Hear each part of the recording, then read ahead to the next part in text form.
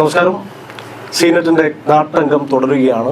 തദ്ദേശ തെരഞ്ഞെടുപ്പുമായി ബന്ധപ്പെട്ടുണ്ടാകുന്ന എല്ലാ പഞ്ചായത്തുകളുടെയും വികസന പ്രവർത്തനങ്ങളും ഒപ്പം മറ്റു കക്ഷികൾക്ക് അഭിപ്രായ വ്യത്യാസങ്ങളുണ്ടെങ്കിൽ അതും നേരിട്ട് ജനങ്ങളിലേക്ക് എത്തിക്കുക എന്നുള്ളതും ഒപ്പം എല്ലാ വികസന പ്രവർത്തനങ്ങളെയും ചേർത്ത് പിടിച്ചുകൊണ്ട് ശരിയായ ഒരു തെരഞ്ഞെടുപ്പിലേക്ക് നടന്നെടുക്കുന്നതിനു വേണ്ടി സീനറ്റ് ഒരുക്കിയ നാട്ടംഗം അടുത്ത പഞ്ചായത്തുമായുള്ള സംവാദം തുടരുകയാണ്.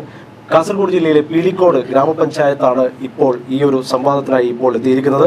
ഈ സംവാദത്തിൽ പങ്കെടുക്കാൻ എത്തിച്ചേർന്നിരിക്കുന്ന പീലിക്കോട് പഞ്ചായത്ത് നിലവിൽ പ്രസിഡന്റ് സ്ഥാനം ഒഴിയുന്ന CPIM-ന്റെ തൃക്കരിപ്പൂർ ഏരിയ കമ്മിറ്റി അംഗവും ഒപ്പം കാസർഗോഡ് ജില്ലാ മഹിളാ അസോസിയേഷന്റെ വൈസ് പ്രസിഡന്റുമായ ശ്രീ പ്രസന്ന മേഡമാണ്. പ്രസന്ന മേഡത്തിന്റെ സ്നേഹത്തോടെ ഈ സീനറ്റിന്റെ സംവാദത്തിലേക്ക് സ്വാഗതം ചെയ്യുകയാണ്. ഒപ്പം BJP-യുടെ പഞ്ചായത്ത് കമ്മിറ്റി പ്രസിഡന്റായുള്ള പ്രകാശ് പാലാട്ടുമീത്തിൽ കൂടിയാണ് ഈ സംവാദത്തിൽ പങ്കെടുക്കുന്നത്. UDF-ന്റെ പ്രതിനിധിയായി നേരത്തെ ഇതിന്റെ വിവരങ്ങൾ കൈമാറിയെങ്കിലും UDF-ന്റെ പ്രതിനിധികൾ ആരും ഈ ചർച്ചയിലേക്ക് വന്നിട്ടില്ല എന്നുള്ളതുകൊണ്ട് UDF-ന്റെ പ്രതിനിധി ഈ ചർച്ചയിൽ ഇപ്പോൾ പങ്കെടുക്കുന്നില്ല എന്ന് സീനറ്റ് പ്രേക്ഷകരോട് പറയുകയാണ്. ഇനി ഈ ഒരു പഞ്ചായത്ത് തെരഞ്ഞെടുപ്പ് ആസന്നമായി ഇരിക്കുമ്പോൾ എന്താണ് കഴിഞ്ഞ നിലവിൽ പഞ്ചായത്ത് പ്രസിഡന്റ് സ്ഥാനം ഒഴിയുന്ന പ്രസന്ന മേമന് നിങ്ങളുടെ വോട്ടർമാരോട് പറയാനുള്ള കഴിഞ്ഞ 5 വർഷത്തെ പ്രധാനപ്പെട്ട ഏറ്റവും വലിയ വികസനം എന്ന് പറയാൻ ചൂണ്ടിക്കാണിക്കുന്നത് ഏതാണ്? പീലിക്കോട് ഗ്രാമപഞ്ചായത്ത് ദേശീയ തലത്തിൽ തന്നെ ഏറ്റവും ശ്രദ്ധേയമായിട്ടുള്ള വികസന പ്രവർത്തനങ്ങൾ ഏറ്റെടുത്തൊരു പഞ്ചായത്താണ്.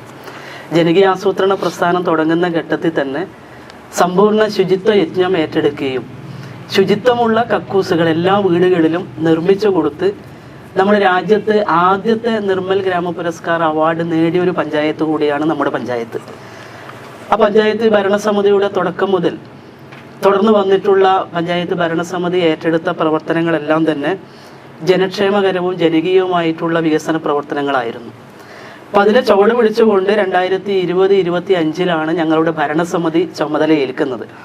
ആ ചുമതല ഏറ്റെടുത്തപ്പോൾ നമ്മുടെ പഞ്ചായത്ത് ഭരണസമിതിയുടെ മുമ്പിൽ വലിയ നിലയിലുള്ള വികസന പ്രവർത്തനങ്ങളുടെ ഒരു പദ്ധതി ആസൂത്രണം നിർവഹണം ഒക്കെ നടത്തുന്ന ഘട്ടത്തിൽ തന്നെ ദേശീയപാത വികസനവുമായി ബന്ധപ്പെട്ടുകൊണ്ടുള്ള കാസർഗോഡ് ജില്ലയിൽ തന്നെ ഏറ്റവും കൂടുതൽ കെട്ടിടങ്ങൾ പൊളിച്ചു മാറ്റി സ്ഥലം ദേശീയപാതക്ക് കൈമാറേണ്ടി വന്നൊരു പഞ്ചായത്ത് കൂടിയാണ് ഞങ്ങളുടെ പഞ്ചായത്ത്.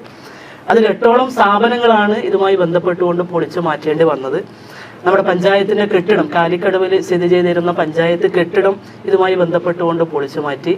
അതോടൊപ്പം തന്നെ കാലിക്കടവ് ഗ്രൗണ്ടിനോട് ചേർന്ന് സ്ഥിതി ചെയ്തിരുന്ന കുടുംബശ്രീ CDS ഓഫീസ്, അതോടൊപ്പം കരക്കക്കാവിൻ്റെ വടക്കു ഭാഗത്ത് പീലിക്കോട് ഹയർ സെക്കൻഡറി സ്കൂളിൻ്റെ താഴെയുള്ള നമ്മുടെ കരക്കേരു അംഗൻവാടി, അതോടൊപ്പം നമ്മുടെ പഴയ പഞ്ചായത്ത് കെട്ടിടത്തിൻ്റെ താഴെ ഭാഗത്ത് ഉണ്ടായിരുന്ന നമ്മുടെ ഷോപ്പിംഗ് കോംപ്ലക്സ് തുടങ്ങിയിട്ടുള്ള ഒരു നമ്മുടെ വില്ലേജ് ഓഫീസ്, പടുവളത്ത് സ്ഥിതി ചെയ്യുന്ന വില്ലേജ് ഓഫീസ്, മാവേലി സ്റ്റോർ ഉൾപ്പെടെയുള്ള ഏറ്റവും പ്രധാനപ്പെട്ട പഞ്ചായത്ത് കെട്ടിടം ഉൾപ്പെടെ പൊളിച്ചു മാറ്റിയാണ് ഞങ്ങൾ ദേശീയപാത വികസനത്തിൻ്റെ ഭാഗമായി സ്ഥലം നൽകിയിരുന്നത്.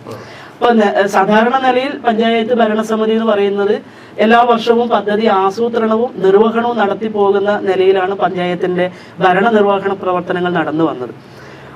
അതിനപ്പുറത്ത് നമ്മുടെ പഞ്ചായത്തിന് ഈ 5 വർഷം നമ്മുടെ ദേശീയപാതക്ക് കൈമാറേണ്ടി വന്നിട്ടുള്ള സ്ഥലങ്ങളെല്ലാം നമ്മുടെ പഞ്ചായത്തിൻ്റെ കയ്യിലുള്ള ഭൂമിയും അതുപോലെ തന്നെ സർക്കാരിൻ്റെ റവന്യൂ ഭൂമിയും കണ്ടെത്തി ഈ പൊളിച്ചു മാറ്റപ്പെട്ട എല്ലാ കെട്ടിടങ്ങൾക്കും ഞങ്ങൾ ഈ 5 വർഷത്തിനിടയിൽ പുതിയ കെട്ടിടങ്ങൾ നിർമ്മിക്കുകയും ചെയ്തിട്ടുണ്ട്.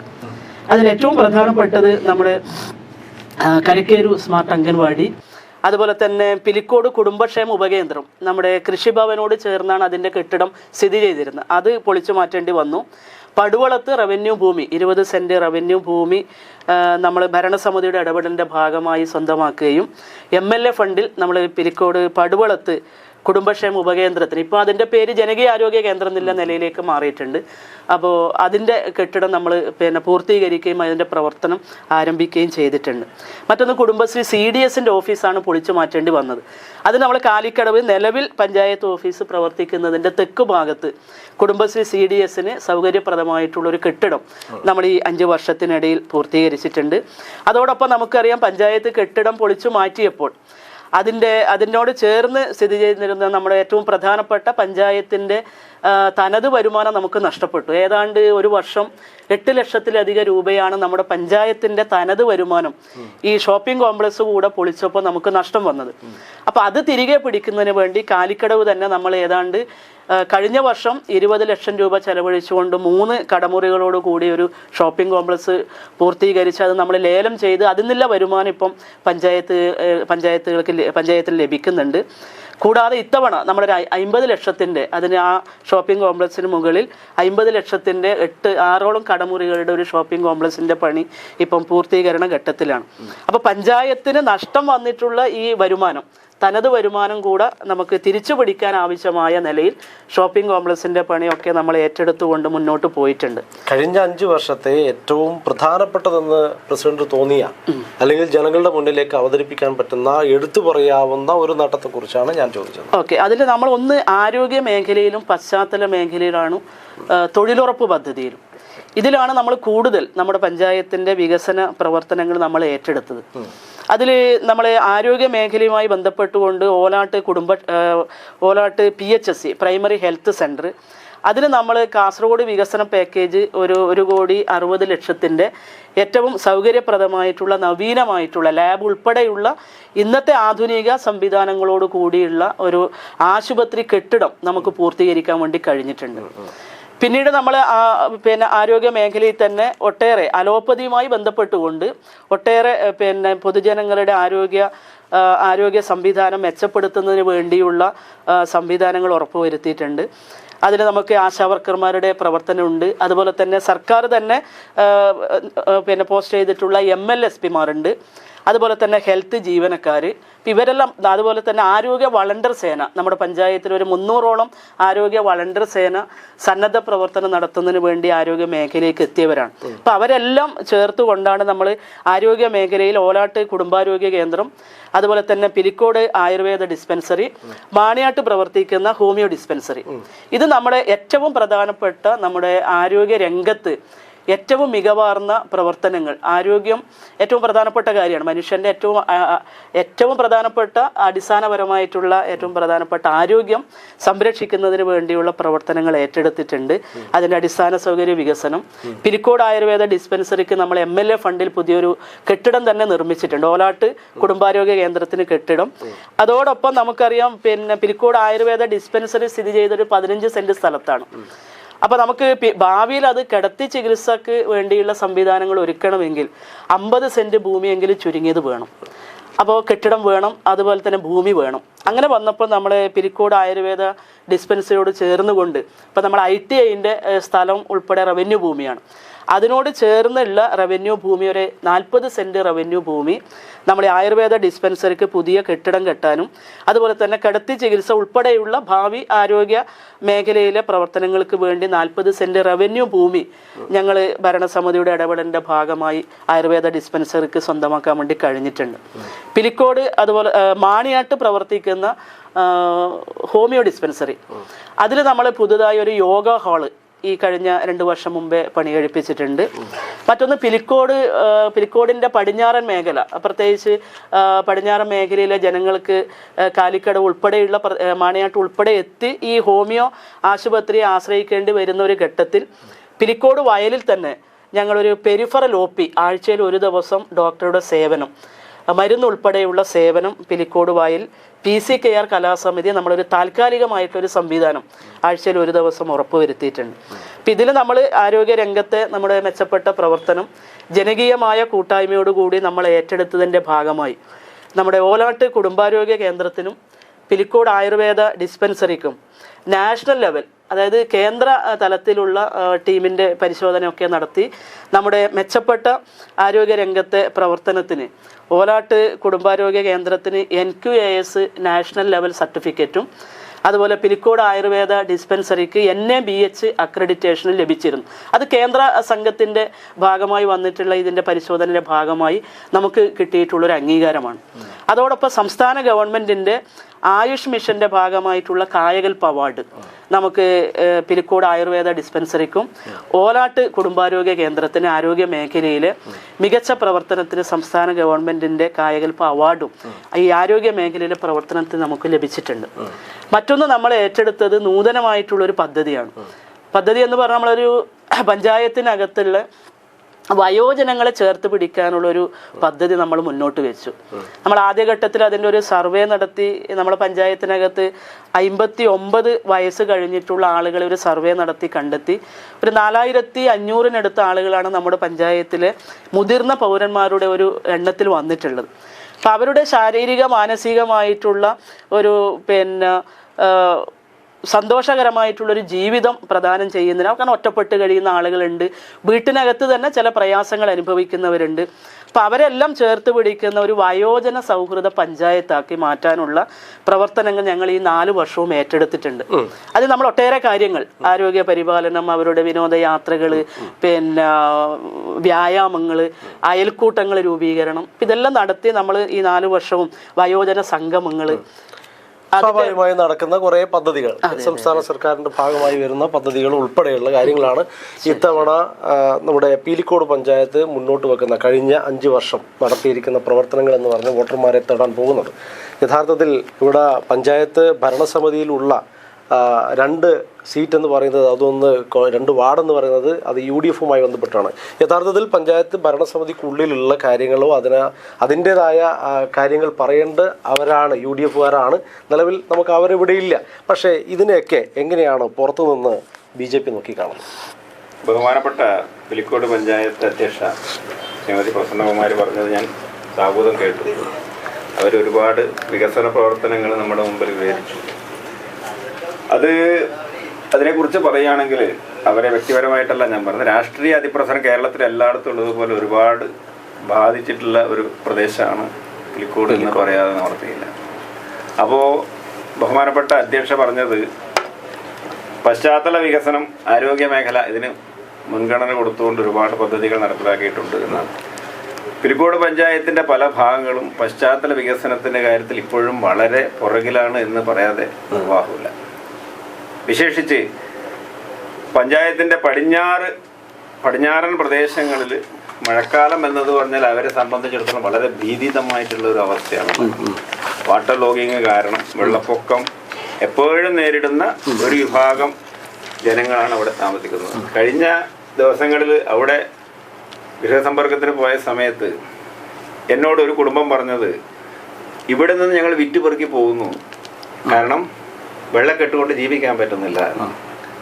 അപ്പം അങ്ങനെയുള്ള അടിസ്ഥാന സൗകര്യങ്ങൾ വികസിപ്പിക്കുന്നതിൽ കൂടുതൽ ശ്രദ്ധ ചെലുത്തേണ്ടിയിരുന്നു എന്ന് എനിക്ക് തോന്നുന്നു. കൂടാതെ എനിക്ക് വേറൊരു കാര്യം പറയാനുള്ളത്, പഞ്ചായത്തിൻ്റെ കിഴക്കൻ മേഖലകളിൽ പലയിടത്തും കുടിവെള്ളം ഒരു വലിയ വിഷയമായിട്ട് ഇപ്പോഴും തുടരുന്നു. 21-ാം നൂറ്റാണ്ടിലും കുടിവെള്ളത്തിനുള്ള സൗകര്യം അവിടങ്ങളിലൊന്നും ഇല്ല എന്നുള്ളത് നമ്മളെ എല്ലാവരെയും നാണിപ്പിക്കുന്ന ഒരു അവസ്ഥയാണ്. കക്ഷി രാഷ്ട്രീയത്തിന് അതീതമായി എല്ലാവരും ഒരു നാടിൻ്റെ വികസനത്തിന് എല്ലാവരും ഒന്നിച്ചു പോകണം എന്നുള്ളൊരു അഭിപ്രായക്കാരനാണ് ഞാൻ. നമ്മുടെ കേന്ദ്ര പദ്ധതികൾ, അതിപ്പം പ്രസിഡന്റ് ഇപ്പോൾ കേന്ദ്ര പദ്ധതികൾ ഒന്നും പറഞ്ഞില്ല. കേന്ദ്ര പദ്ധതികൾ ഒരുപാട് നമ്മുടെ നാട്ടിലെത്തുന്നുണ്ട്. പക്ഷെ അത് ജനങ്ങളിൽ മുഴുവൻ എത്തുന്നുണ്ടോ, എല്ലാ വിഭാഗം ജനങ്ങൾക്കും കിട്ടുന്നുണ്ടോ എന്നുള്ള കാര്യത്തിൽ അങ്ങനെ ഏതൊക്കെ പദ്ധതികളാണ് യഥാർത്ഥത്തിൽ പഞ്ചായത്തിലേക്ക് നമ്മൾ കേന്ദ്രത്തിൽ നിന്ന് വന്ന പദ്ധതികൾ? ആവാസ് യോജന എന്ന് പറഞ്ഞ കേന്ദ്രത്തിൽ പ്രധാനപ്പെട്ട ഒരു പദ്ധതി, ഒരു ഫ്ലാഗ്ഷിപ്പ് പരിപാടിയാണ് പ്രധാനമന്ത്രി ആവാസ് യോജന. ഇന്ത്യയിൽ ആകമാനം 4 കോടി വീടുകളാണ് അതുവഴി പുതുതായിട്ടുണ്ടാക്കിയത്. അതുപോലെ സ്വച്ഛ് ഭാരത് പദ്ധതി, അത് 12 കോടി ജനങ്ങൾക്ക് നാട്ടുണ്ടാക്കിയിട്ടുള്ള ഒരു പദ്ധതിയാണ്. അതുപോലെ ഗരീബ് കല്യാൺ 80 കോടി ജനങ്ങൾക്കാണ് സൗജന്യ റേഷൻ അതുവഴി കൊടുക്കാൻ പറ്റിയത്, പ്രത്യേകിച്ച് കോവിഡ് കാലത്ത്. അതുപോലെ ജൻധൻ, ആയുഷ്മാൻ ഭാരത് 85 കോടിയോളം ജനങ്ങൾ അതിൻ്റെ നേട്ടം അനുഭവിക്കുന്നു. കാരണം ജനൌഷധി പോലുള്ള മെഡിക്കൽ ഷോപ്പുകളിൽ തുച്ഛമായ വിലക്ക് ജനങ്ങൾക്ക് വൈദ്യസഹായം ലഭിക്കും, ആരോഗ്യ രംഗത്ത് മരുന്നുകളൊക്കെ ലഭിക്കും, അങ്ങനെയുള്ള കാര്യങ്ങൾ. പിന്നെ നമ്മുടെ നാട്ടിൽ വേറെന്ന് പറഞ്ഞത്, നമ്മുടെ നാട്ടിൽ റെയിൽവേയുടെ കാര്യങ്ങളുമായി ബന്ധപ്പെട്ട് റെയിൽവേ ലെവൽ ക്രോസ് ഇല്ലാത്ത കാരണം ചില ഏരിയകളിൽ, ചില ഭാഗങ്ങളിൽ വളരെയേറെ ബുദ്ധിമുട്ടുകൾ ഇപ്പോഴും അനുഭവിക്കുന്നു. അതിന് പഞ്ചായത്ത് ഏത് തലം വരെ മുൻകൈ എടുത്തു എന്നറിയാൻ എനിക്ക് കൗതുകമുണ്ട്. അതുപോലെ തന്നെ പറയുകയാണെങ്കിൽ ബഹുമാനപ്പെട്ട അധ്യക്ഷ പറഞ്ഞു, നമ്മുടെ നഷ്ടപ്പെട്ട വരുമാനങ്ങൾ ദേശീയപാത വികസനവുമായി ബന്ധപ്പെട്ടിട്ട് ഒരുപാട് നഷ്ടങ്ങൾ ഉണ്ടായിട്ടുണ്ട്. അത് തിരിച്ചു പിടിക്കാൻ ഒരുപാട് ശ്രമങ്ങൾ പഞ്ചായത്തിന്റെ ഭാഗത്തു നിന്നുണ്ടായിട്ടുണ്ട്. അപ്പോൾ നികുതി പിരിവ് പഞ്ചായത്ത് എങ്ങനെ കാര്യക്ഷമമായി നടത്തിയെന്നറിയാൻ എനിക്ക് താല്പര്യമുണ്ട്. അതുപോലെ തന്നെ ഇപ്പോൾ കാലിക്കടവ് ജംഗ്ഷൻ 2 ജില്ലയുടെ അതിർത്തിയാണ്, കാസർഗോഡ് കണ്ണൂർ ജില്ലയുടെ അതിർത്തിയാണ് കാലിക്കടവ് ജംഗ്ഷൻ. അപ്പോൾ അവിടെ നിരന്തരമായിട്ട് ദേശീയപാത വികസനം കൊണ്ടുണ്ടായിട്ടുള്ള പ്രശ്നങ്ങൾ കാരണം ജനങ്ങൾ വീർപ്പും മുട്ടുന്നുണ്ട് എന്ന് നമ്മുടെ പത്രമാധ്യമങ്ങളിലൂടെ നമുക്ക് മനസ്സിലാക്കാൻ പറ്റും. എല്ലാ പത്രങ്ങളും അത് റിപ്പോർട്ട് ചെയ്തിട്ടുണ്ട് പലതവണയായിട്ട്. കാരണം വെള്ളക്കെട്ടുണ്ടാവും, പ്രശ്നമുണ്ടാവും. 1-2 ദിവസം 2 മണിക്കൂർ മഴ പെയ്തു കഴിഞ്ഞാൽ, ഒരു 3 മണിക്കൂർ നിർത്താതെ മഴ പെയ്തു കഴിഞ്ഞാൽ 2-3 ദിവസത്തേക്ക് കടകൾ അടക്കേണ്ടി വരും. 3 മണിക്കൂർ മഴ പെയ്താൽ 3 ദിവസത്തേക്ക് കടകളില്ല. അപ്പോൾ അങ്ങനെ ഒരു അവസ്ഥ കാലിക്കടവിൽ, അതായത് പഞ്ചായത്തിന്റെ മൂക്കിന് താഴെ ഉണ്ട് എന്ന് പറയാൻ ഞാൻ ഈ അവസരത്തിൽ ആഗ്രഹിക്കുന്നു. അതുപോലെ സാമൂഹ്യ സുരക്ഷാ പദ്ധതികൾ സംബന്ധിച്ച് നമ്മുടെ പഞ്ചായത്ത് എന്തൊക്കെ നടപടികൾ എടുത്തിട്ടുണ്ട് എന്നുള്ളത് എനിക്ക് അറിയാൻ താല്പര്യമുണ്ട്. പഞ്ചായത്തിന്റെ വികസന പ്രവർത്തനങ്ങൾ സർവാത്മന സഹകരിക്കാൻ താല്പര്യമുള്ള ഒരുപറ്റം ആൾക്കാരുടെ പ്രതിനിധിയാണ് ഞാൻ. എല്ലാ അർത്ഥത്തിലും കേരളത്തിന്റെ ഒരു പ്രത്യേകത രാഷ്ട്രീയം എല്ലാവരിലും കലരുന്ന ഒരു സ്ഥലമാണ് കേരളം. കക്ഷി രാഷ്ട്രീയത്തിന് അതീതമായി എല്ലാവരും ഒറ്റക്കെട്ടെ നാടിന്റെ വികസനത്തിന് വേണ്ടി മുന്നോട്ട് വരണം എന്നുള്ള ഒരു അഭിപ്രായക്കാരനാണ് ഞാൻ. അപ്പം അതിന് പഞ്ചായത്തിന് എല്ലാ പിന്തുണയും സർവാത്മന നൽകാൻ ഞങ്ങളോട്ട് തയ്യാറുമാണ്. ഇതിൽ യഥാർത്ഥത്തിൽ BJP ഇപ്പൊ UDF ഇവിടെ ഇല്ല, BJPക്ക് എത്രത്തോളം ഏതെങ്കിലും ഒരു സീറ്റെങ്കിലും ഇത്തവണ നമുക്ക് കിട്ടുമെന്ന് പറയുന്ന ആത്മവിശ്വാസം ഉണ്ടോ? അത് പറയുന്നതിനൊന്നുമില്ല, കിട്ടുമെന്ന് പറയാം, ഭരിക്കുമെന്ന് പറയാം. അതല്ല, നമ്മള് പിന്നെ ഈ യാഥാർത്ഥ്യ ബോധത്തോടെ ചിന്തിക്കുകയാണെങ്കിൽ BJPക്ക് ഒരുപാട് വളർച്ച ഉണ്ടായിട്ടുണ്ട്. BJPക്ക് കേരളത്തിലെ മണ്ണ് പാകമായി വരുന്നു എന്ന് പറയുന്ന ഒരു വിഭാഗം ജനങ്ങൾ കേരളത്തിലെ മിക്കവാറും എല്ലാ ജനങ്ങളും പറയാൻ തുടങ്ങി കേരളത്തിൽ BJP ഭാഗമായി വരുന്നു, BJPക്ക് ഭാഗമായി കേരളത്തിൽ മണ്ണ് വരുന്നുണ്ട് എന്ന് ക്രമേണ മണ്ണ് വരുന്നുണ്ട് എന്ന് പറയുമ്പോൾ സ്വാഭാവികമായും BJPയുടെ സംസ്ഥാന നേതൃത്വം മുതൽ ഏറ്റവും താഴെത്തട്ടിലുള്ള നേതൃത്വത്തിലേക്ക് എത്തുമ്പോൾ അതിനെ നയിക്കാൻ മാത്രമുള്ള നേതൃത്വം അത്രത്തോളം പാർട്ടിയിലേക്ക് എത്തുന്നുണ്ടോ? അതിനെ കുറിച്ച് പറയാൻ ഞാൻ ആളല്ല. കാരണം ഒരു പാർട്ടിയുടെ ഔദ്യോഗിക ഭാരവാഹി എന്ന നിലയിൽ അതിനെപ്പറ്റി പറയാൻ ഞാനാണല്ല. പക്ഷെ കേരളത്തിലെ ബഹുജനങ്ങൾ BJP അധികാരത്തിലെത്താൻ ആഗ്രഹിക്കുന്നുണ്ട്, താല്പര്യപ്പെടുന്നുണ്ട് എന്നാണ് എനിക്ക് അവരുടെ ഇത് ഇപ്പോൾ പ്രസിഡന്റ് പറഞ്ഞിരിക്കുന്ന ഈ വികസന പ്രവർത്തനങ്ങളിൽ BJP ഇതൊക്കെ ഇപ്പൊ എല്ലാ കാര്യങ്ങളും പറഞ്ഞിട്ടില്ല. ഇപ്പൊ ഒരുപാട് കാര്യങ്ങൾ ഇപ്പോൾ പ്രശ്ന മേഡം പറഞ്ഞിരിക്കുന്നു. ഇതിൽ എല്ലാം ശരിയാണോ, അല്ലെങ്കിൽ അത് ആ തരത്തിൽ തന്നെ കാര്യങ്ങൾ നടന്നതാണോ? അതിൽ അഭിപ്രായ വ്യത്യാസങ്ങളൊന്നുമില്ല. അഭിപ്രായ വ്യത്യാസം ഒരു നാടിന്റെ വികസനത്തെ സംബന്ധിച്ചിടത്ത് അഭിപ്രായ വ്യത്യാസം ഉണ്ടാവേണ്ട ആവശ്യമില്ല. കാരണം ആര് നടപ്പിലാക്കുന്നു എന്നതല്ല, എന്താണ് നടപ്പിലാക്കുന്നു എന്നതാണ്. അങ്ങനെ നോക്കിക്കഴിഞ്ഞാൽ പഞ്ചായത്ത് മുന്നോട്ട് വെച്ചിരിക്കുന്ന അല്ലെങ്കിൽ ഇവർ പറഞ്ഞിരിക്കുന്ന എല്ലാ കാര്യങ്ങളും നല്ലതാണ്. നടപടികളെല്ലാം അതെല്ലാം പൂർത്തീകരിക്കുന്നുണ്ടെങ്കിൽ അതിനെ ഞങ്ങൾ അംഗീകരിക്കുന്നു. പൂർത്തീകരിച്ചതിന് വരുന്ന ലാപ്സസ്, പിഴവുകൾ, അപാകതകൾ, ഈ പറഞ്ഞിരിക്കുന്ന പദ്ധതികളൊന്നും ലാപ്സ് വന്നിട്ടില്ല. ഈ പറഞ്ഞിരിക്കുന്ന പദ്ധതികളൊന്നും ലാപ്സ് ഇല്ല. മീൻസ് അതായത് ഇപ്പം പ്രസിഡന്റ് പറഞ്ഞിരിക്കുന്ന ഈ പറഞ്ഞു വെച്ചിരിക്കുന്ന പദ്ധതികളിൽ BJPക്ക് ചൂണ്ടിക്കാണിക്കാനുള്ള കൃത്യവിലോപങ്ങളൊന്നും ഇല്ല എന്നുള്ളതാണ് ഞാൻ മനസ്സിലാക്കുന്നത്. ഇല്ല എന്നല്ല പ്രസിഡന്റ് കൂടുതൽ വിശദമായിട്ട് ഓരോന്നും വിശദീകരിക്കേണ്ടതായിരുന്നു എന്നാണ് ഞാൻ പറഞ്ഞത്. ഒരു പ്രോജക്റ്റിനെ കുറിച്ച് നമ്മൾ അല്ലാതെ അങ്ങനെ ഏതെങ്കിലും വിശദീകരിക്കേണ്ട പ്രോജക്റ്റ് ഉണ്ടോ? പറയേണ്ട വിഷയങ്ങൾ ഉണ്ടെങ്കിൽ ഞാൻ പറയാം, ഏതാണ് വിശദീകരിക്കേണ്ടതെന്ന് പറഞ്ഞു. നികുതി പിരിവ് എന്ന് പറഞ്ഞാൽ കേരളത്തിൽ ഒരു മെഷീനറി, സ്റ്റേറ്റ് മെഷീനറി സംബന്ധിച്ച ഏറ്റവും പ്രധാനപ്പെട്ട ഒന്നാണ് നികുതി പിരിവ്. നികുതി പിരിവ് ഭംഗിയായി നടന്നില്ലെങ്കിൽ എല്ലാം അവതാളത്തിലാവും. ശരിയാണ്. അതുപോലെയുള്ള ഞാൻ നേരത്തെ പറഞ്ഞു പ്രായമായ ജനങ്ങൾക്കുള്ള ഒരുപാട് സ്കീമുകളുണ്ട്. കേന്ദ്ര സ്കീമുകളെ കുറിച്ച് ഞാനൊരു ചോദ്യം ചോദിക്കാം. കേന്ദ്ര സ്കീമുകൾ, ഈ പറഞ്ഞ സ്കീമുകളൊക്കെ കേരളത്തിൽ നമ്മുടെ പഞ്ചായത്തിൽ എങ്ങനെ? ഇപ്പോൾ കിസാൻ സമ്മാൻ നിധി കൃഷിക്കാർക്ക് നേരിട്ട് 6000 രൂപ കിട്ടുന്ന ഒരു സ്കീമാണ്. 3 തവണ 2000 രൂപ. അതിപ്പോ പഞ്ചായത്തിൽ എത്ര പേർക്ക് കിട്ടി, എത്ര പേര് അതിന്റെ ബെനിഫിഷ്യറീസ് ആയിട്ടുണ്ട്? അപ്പോ അവര് ആർക്കെങ്കിലും അത് കിട്ടാതെ ബുദ്ധിമുട്ടുണ്ടോ, അങ്ങനെ വല്ലതും പഞ്ചായത്തിന്റെ ശ്രദ്ധയിൽപ്പെട്ടിട്ടുണ്ടോ എന്നറിയാൻ താല്പര്യമുണ്ട്. ഈ ചോദ്യങ്ങൾ യഥാർത്ഥത്തിൽ ഭരണസമിതിക്കുള്ളിൽ നിന്നുള്ള ചോദ്യങ്ങളില്ല. കാരണം UDF നമുക്ക് ഇവിടെ ഇല്ല. പക്ഷേ സ്വാഭാവികമായും ഇപ്പോൾ കേന്ദ്രവും സംസ്ഥാനവും തമ്മിലുള്ള ചില പദ്ധതി വിശദീകരണങ്ങൾ മാത്രമാണ് ഇപ്പോൾ ഇവിടെ നടക്കുന്നത്. അതുകൊണ്ടാണ് ചോദിക്കുന്നത്. ശരി. അപ്പം അതിൽ എൻ്റെ പ്രിയപ്പെട്ട സുഹൃത്ത് ചോദിച്ചൊരു കാര്യമുണ്ട്. പഞ്ചായത്തിൻ്റെ പൊതുവികസനം മെച്ചപ്പെടണമെങ്കിൽ തനത് വരുമാനം വളരെ കൃത്യമായി പഞ്ചായത്തിലേക്ക് എത്തണം. അതിലേറ്റവും പ്രധാനപ്പെട്ടതാണ് നികുതി വരുമാനം എന്നുള്ളത്.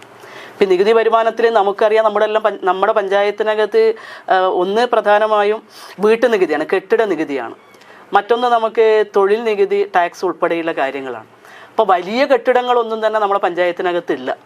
ആകെ നമ്മുടെ പഞ്ചായത്തിൽ കാണാൻ പറ്റുന്ന നിങ്ങൾക്കറിയാം, കൊടക്കാട് സർവീസ് സഹകരണ ബാങ്കിൻ്റെ ഒരു ഓഡിറ്റോറിയം, അതുപോലെ തന്നെ പിലിക്കോട് ഫാമിനകത്തുള്ള ചില കെട്ടിടങ്ങൾ, ഇപ്പം ഇങ്ങനെ തുടങ്ങിയിട്ടുള്ള വളരെ ചുരുക്കം വൻകിട കെട്ടിടങ്ങളാണ് നമ്മുടെ പഞ്ചായത്തിനകത്ത് നിലവിൽ സ്ഥിതി ചെയ്യുന്നത്.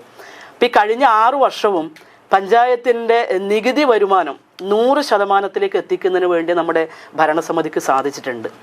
അത് നമ്മുടെ വീട്ടുനികുതി, അതുപോലെ തന്നെ ടാക്സ്, പിന്നെ ഇതുപോലെയുള്ള വാടക ഇനത്തിന് ലഭിക്കേണ്ട ലൈസൻസ് ഉൾപ്പെടെയുള്ള കാര്യങ്ങൾ, അത് വളരെ കൃത്യമായി നമ്മുടെ പഞ്ചായത്തിനകത്തെ ജനങ്ങൾ പൂർണ്ണമായും നമ്മുടെ പഞ്ചായത്തിലേക്ക് അടക്കുന്നുണ്ട്. അതിന് നമുക്ക് 100% ഈ കഴിഞ്ഞ 6 വർഷം, നമ്മൾ 5 വർഷം തൊട്ട് മുമ്പേ ഉണ്ടായ ഭരണസമിതിൻ്റെ ഏറ്റവും അവസാനത്തെ ഒരു വർഷം ഉൾപ്പെടെ നോക്കിയാൽ തുടർച്ചയായി 6 വർഷം നമ്മുടെ പഞ്ചായത്ത് കെട്ടിട നികുതിയുടെ കാര്യത്തിൽ, അതായത് വരുമാനം പഞ്ചായത്തുകളിലേക്ക് ജനങ്ങൾ നൽകുന്ന കാര്യത്തിൽ 100% സഹകരിക്കുന്ന ജനങ്ങളും ആളുകളാണ് നമ്മുടെ പഞ്ചായത്തിൽ. അത് നമ്മൾ 100% തന്നെ നമുക്ക് പൂർത്തീകരിക്കാൻ വേണ്ടി കഴിയുന്നുണ്ട്. അതാണ് പഞ്ചായത്തിൻ്റെ തനത് വരുമാനം. ആ തനത് വരുമാനം ഉൾപ്പെടെ പഞ്ചായത്തിൻ്റെ വിവിധ വികസന പ്രവർത്തനങ്ങൾക്ക് വേണ്ടി നമുക്ക് നീക്കി വെക്കാൻ വേണ്ടി കഴിയുന്നുണ്ട്. മറ്റൊന്ന് സുഹൃത്ത് പറഞ്ഞൊരു കാര്യം, നമ്മുടെ പഞ്ചായത്തിൻ്റെ വരുമാനം എന്ന് പറയുന്നത്, ഒന്ന് നമ്മുടെ സംസ്ഥാന ഗവൺമെൻറ് ബഡ്ജറ്റിൻ്റെ ഭാഗമായി നമുക്ക് തരുന്ന ജനറൽ പർപ്പസ് ഗ്രാൻറ്റാണ്. അത് പ്രധാനപ്പെട്ട ഒരു ഫണ്ട് എന്നുള്ള നിലയിൽ ബഡ്ജറ്റിൻ്റെ ഭാഗമായി. രണ്ടാമത് വരുന്നത് നമ്മുടെ പഞ്ചായത്തിലെ റോഡുകളുടെ മെയിൻ്റനൻസുമായി ബന്ധപ്പെട്ടുകൊണ്ടുള്ള റോഡ് മെയിൻ്റനൻസ് ഫണ്ടാണ്. അത് നമുക്ക് ഏതാണ്ട് കഴിഞ്ഞ വർഷം വരെ 2.5 കോടി രൂപ നമ്മുടെ പഞ്ചായത്തിന്, നമ്മുടെ പിലിക്കോട് പഞ്ചായത്തിൻ്റെ റോഡിൻ്റെ ദൈർഘ്യവും റോഡിൻ്റെ എണ്ണത്തിനും അനുസരിച്ച് മെയിൻ്റനൻസ് വർക്കിന് വേണ്ടി 2.5 കോടി രൂപ നമുക്ക് അനുവദിച്ചിരുന്നു.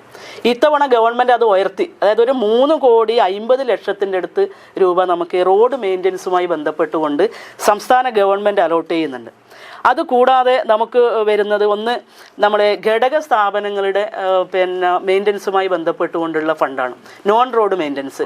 ആ നോൺ റോഡ് മെയിൻ്റനൻസും സംസ്ഥാന ഗവൺമെൻറ്റാണ് അനുവദിക്കുന്നത്. പിന്നീട് വരുന്നത് നമ്മുടെ പഞ്ചായത്തിൻ്റെ തനത് വരുമാനം. നമുക്ക് പഞ്ചായത്തുകളുടെ വികസന പ്രവർത്തനത്തിൽ, ഈ പശ്ചാത്തല മേഖലയുടെ വികസനത്തിന് മറ്റു കാര്യങ്ങളിലൊന്നും ഏത് വരുന്നില്ല, ഡയറക്റ്റായി പഞ്ചായത്തിന് വരുന്നത് നമുക്ക് വളരെ തുച്ഛമായിട്ടുള്ള തുക മാത്രമാണ്. അത് നമ്മൾ പറയുന്നത് കേന്ദ്ര ധനകാര്യ കമ്മീഷൻ ഗ്രാൻറ്റാണ്. ആ കേന്ദ്ര ധനകാര്യ കമ്മീഷൻ ഗ്രാൻറ്റ് നമുക്കൊരു 10-60 ലക്ഷം രൂപ കിട്ടുമ്പോഴും കേന്ദ്ര ഗവൺമെൻറ്റിൻ്റെ ചില മാനദണ്ഡങ്ങളും അതുപോലെ തന്നെ നിയന്ത്രണങ്ങളും അതിനകത്ത് വരുന്നുണ്ട്. 50% തുക കുടിവെള്ളം, അതുപോലെ തന്നെ ശുചിത്വം, 50% തുക നമുക്ക് ജനറൽ ആയിട്ടുള്ള വികസന പ്രവർത്തനങ്ങൾക്ക് എടുക്കാം. ഇപ്പോൾ ഒരു വർഷം ഒരു 60 ലക്ഷം രൂപ എന്നുള്ള ഈ കേന്ദ്ര ധനകാര്യ കമ്മീഷൻ ഗ്രാൻറ്റ് എന്ന് പറയുന്നത് പ്രത്യേകിച്ച് നമ്മളെ പോലെയുള്ള പഞ്ചായത്ത് വളരെ അപര്യാപ്തമാണ്. കുടിവെള്ള പദ്ധതി ഇപ്പോൾ ഇദ്ദേഹം പറഞ്ഞത്, കുടിവെള്ള പ്രശ്നം പരിഹരിക്കാൻ ഇതുകൊണ്ട് സാധിച്ചിട്ടുണ്ടോ? ഇല്ല. നമ്മൾ കുടിവെള്ള പ്രശ്നം എന്ന് പറയുന്നത് പിലിക്കോടിൻ്റെ പടിഞ്ഞാറൻ മേഖല ഒരു താഴ്ന്ന പ്രദേശമാണ്, പ്രത്യേകിച്ച് പൂഴി പ്രദേശം കൂടെ. പിലിക്കോടിൻ്റെ ഒരു 4-5 വാർഡുകൾ താഴ്ന്ന പ്രദേശങ്ങളാണ്, കൂടുതൽ നെൽപ്പാടങ്ങളിലുള്ള പ്രദേശം കൂടിയാണ്. സാധാരണ നിലയിൽ അതിതീവ്ര മഴ വന്നു കഴിഞ്ഞാൽ ചില സ്ഥലങ്ങളിൽ വെള്ളക്കെട്ടിൻ്റെ ചില വിഷയങ്ങളുണ്ട്, നമ്മളതിനെ നിരാകരിക്കുന്നില്ല. പക്ഷെ അങ്ങനെ വന്നപ്പോഴും നമ്മൾ പറഞ്ഞിട്ടുള്ള ഏറ്റവും പ്രധാനപ്പെട്ട റോഡുകളിലെല്ലാം തന്നെ ഡ്രൈനേജ് സ്ഥാപിക്കുന്നതിന് ആവശ്യമായിട്ടുള്ള തുക പഞ്ചായത്ത്, അതിനെ മറികടക്കാൻ ജില്ലാ പഞ്ചായത്ത്, അതുപോലെ തന്നെ MLA ഫണ്ട് ഉൾപ്പെടെയുള്ള ഫണ്ടുകൾ നമുക്ക് ഉപയോഗിക്കേണ്ടി വരും. അപ്പം അത് നമുക്ക് ഏറ്റവും പ്രധാനപ്പെട്ട റോഡുകളിൽ പാർശ്വഭാഗങ്ങളിൽ ഡ്രെയിനേജ് സ്ഥാപിക്കുന്നതിന് വേണ്ടിയുള്ള ഇടപെടലുകൾ, കുറേ ഡ്രെയിനേജുകൾ നമ്മളിപ്പോൾ പൂർത്തീകരിച്ചിട്ടുണ്ട്. ചില ഡ്രെയിനേജ് വർക്കിന് ആവശ്യമായിട്ടുള്ള നിർദ്ദേശങ്ങൾ നമ്മൾ പഞ്ചായത്ത് മാത്രമല്ല ഉയർന്ന തട്ടിൽ ഫണ്ടുകൾ ലഭ്യമാക്കുന്നതിന് വേണ്ടിയുള്ള ഇടപെടൽ നടത്തിയിട്ടുണ്ട്. ജില്ലാ പഞ്ചായത്തുമായി ബന്ധപ്പെട്ടുകൊണ്ട് ഇപ്പോൾ പ്രിയപ്പെട്ട സുഹൃത്ത് പറഞ്ഞൊരു കാര്യം, ഈ പശ്ചാത്തല മേഖലയിൽ എത്രത്തോളം വികസനങ്ങൾ നടത്തിയെന്നില്ല. എനിക്ക് തോന്നുന്നത് ഒരു സാധാരണ മനുഷ്യൻ രാഷ്ട്രീയം മാറ്റി നിർത്തി നമ്മുടെ പഞ്ചായത്തിനെ വിലയിരുത്തുകയാണെങ്കിൽ ഈ കാസർഗോഡ് ജില്ലയിൽ പശ്ചാത്തല മേഖലയിൽ ഏറ്റവും കൂടുതൽ വികസന പ്രവർത്തനങ്ങൾ നടന്ന ഒരു 5 വർഷമാണ് ഈ കടന്നുപോയിട്ടുള്ളത്. അതിൽ ഞാൻ വളരെ കണക്ക് വെച്ച് ഞാൻ പറയാം. പശ്ചാത്തല മേഖലയിൽ 13,43,45,860 രൂപ നമ്മൾ പശ്ചാത്തല മേഖലയിൽ ചെലവഴിച്ചിട്ടുണ്ട്. അതായത് റോഡ് മെയിൻ്റനൻസിൻ്റെ തുക ഉൾപ്പെടെ വരുന്ന കാര്യങ്ങളാണ്. അതിൽ 147 ഗ്രാമീണ റോഡുകൾ നാടിന് സമർപ്പിക്കാൻ വേണ്ടി കഴിഞ്ഞിട്ടുണ്ട്. അതൊരു ഈ 5 കൊല്ലത്ത് ഒരു ചെറിയ കാര്യമല്ലല്ലോ. അതിൽ തന്നെ 63 കോൺക്രീറ്റ് റോഡുകൾ നമ്മുടെ തൊഴിലുറപ്പ് പദ്ധതിയിൽ ഉൾപ്പെടുത്തിയിട്ടാണ് ചെയ്തിട്ടുള്ളത്.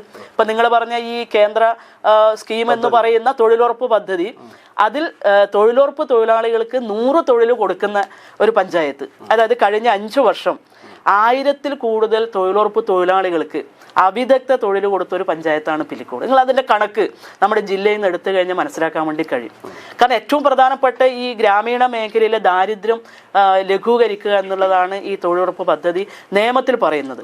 അതോടൊപ്പം 63 കോൺക്രീറ്റ് റോഡുകൾ, നടപ്പാതകൾ, ഡ്രെയിനേജുകൾ ഉൾപ്പെടെയാണ് നമ്മൾ ഈ തൊഴിലുറപ്പ് പദ്ധതിയുടെ പരമാവധി സാധ്യതകൾ.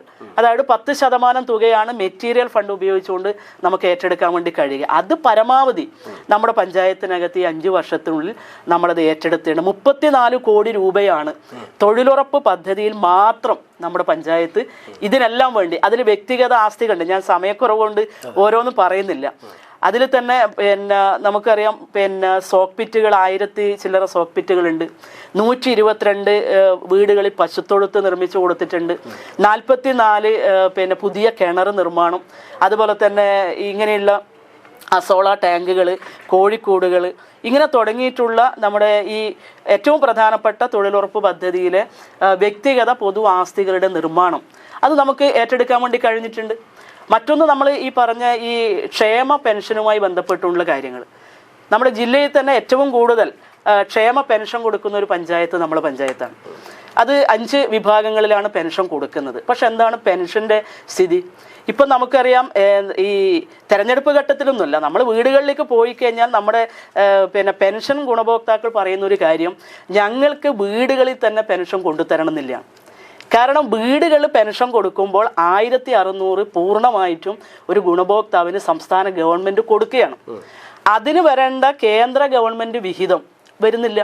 അപ്പോൾ ചില പെൻഷൻ ഗുണഭോക്താക്കൾ ഈ ദേശസാൽകൃത ബാങ്കിൽ അക്കൗണ്ട് ഉള്ളത് കൊണ്ട് കേന്ദ്രത്തിൻ്റെ ഭാഗമായി വരുന്ന 300-200 രൂപ കൃത്യമായി ലഭിക്കാത്തതിൻ്റെ ഭാഗമായി ഇപ്പം പ്രയാസം അനുഭവിക്കുകയാണ്. അപ്പം അവരും പറയുന്നത്, ഞങ്ങളത് ഈ ദേശസാൽകൃത ബാങ്കിൽ നിന്ന് ഒഴിവാക്കി സഹകരണ ബാങ്ക് വഴി വീടുകളിലേക്ക് പെൻഷൻ എത്തിക്കാൻ ആവശ്യമായ ഇടപെടൽ പഞ്ചായത്ത് നടത്തണം എന്നാണ് പറയുന്നത്.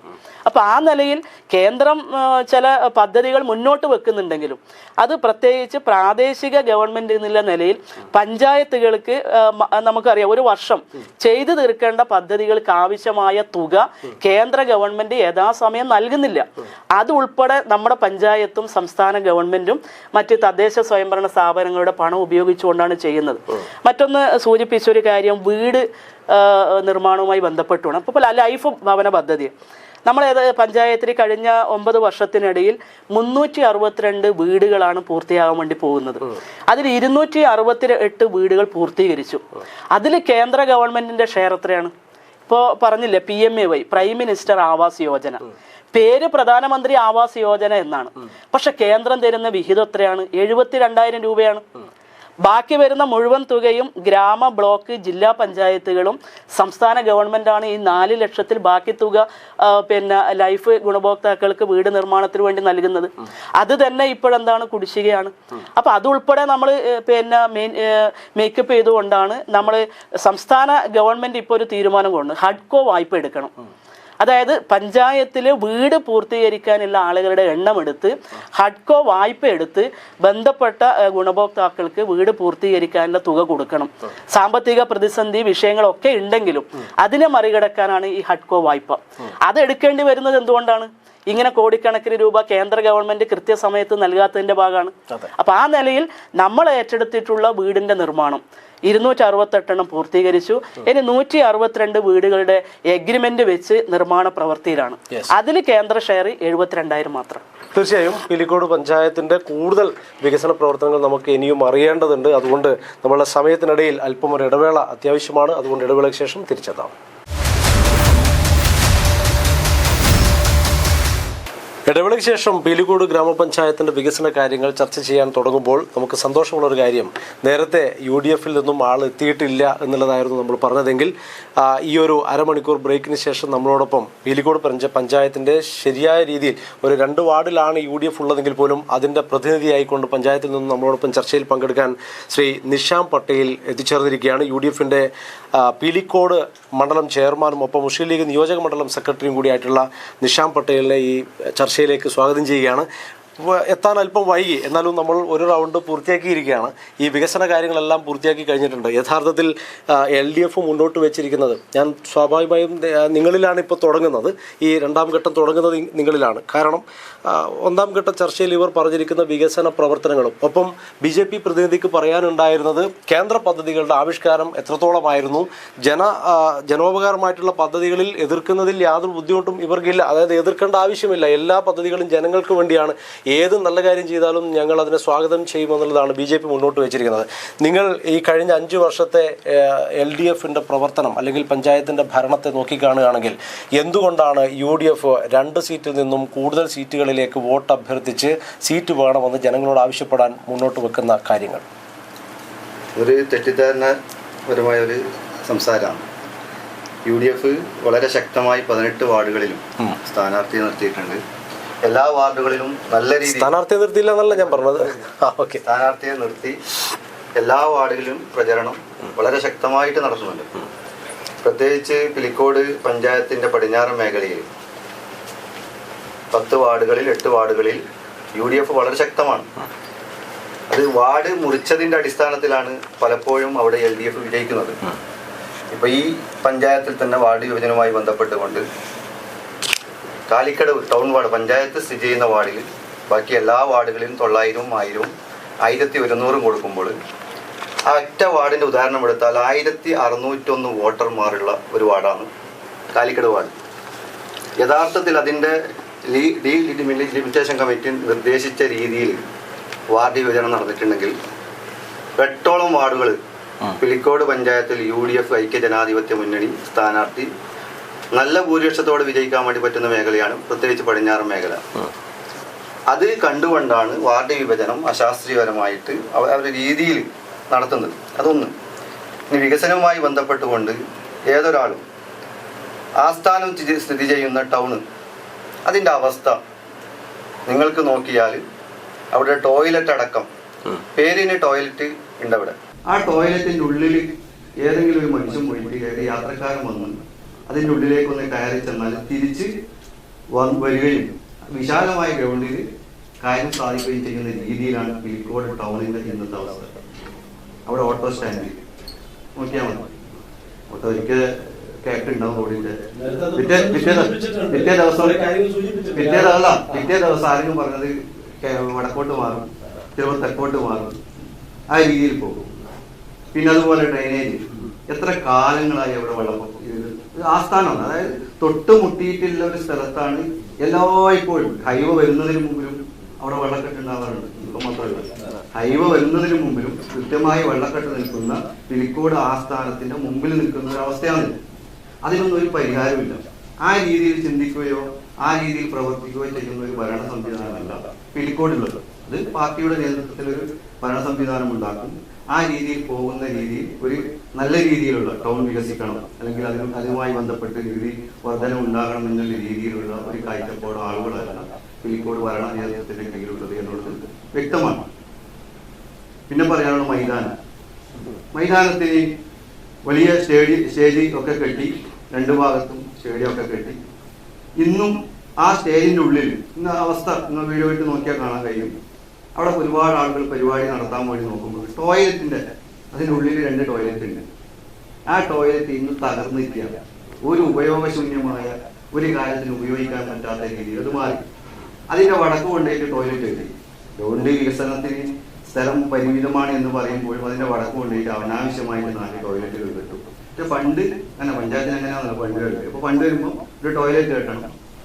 ആ ഗ്രൗണ്ടിന്റെ വടക്ക് ഭാഗത്തോണ്ടേക്ക് എന്താക്കും, ഗ്രൗണ്ട് പിന്നെ എന്താക്കും, ചുരുങ്ങുന്നു.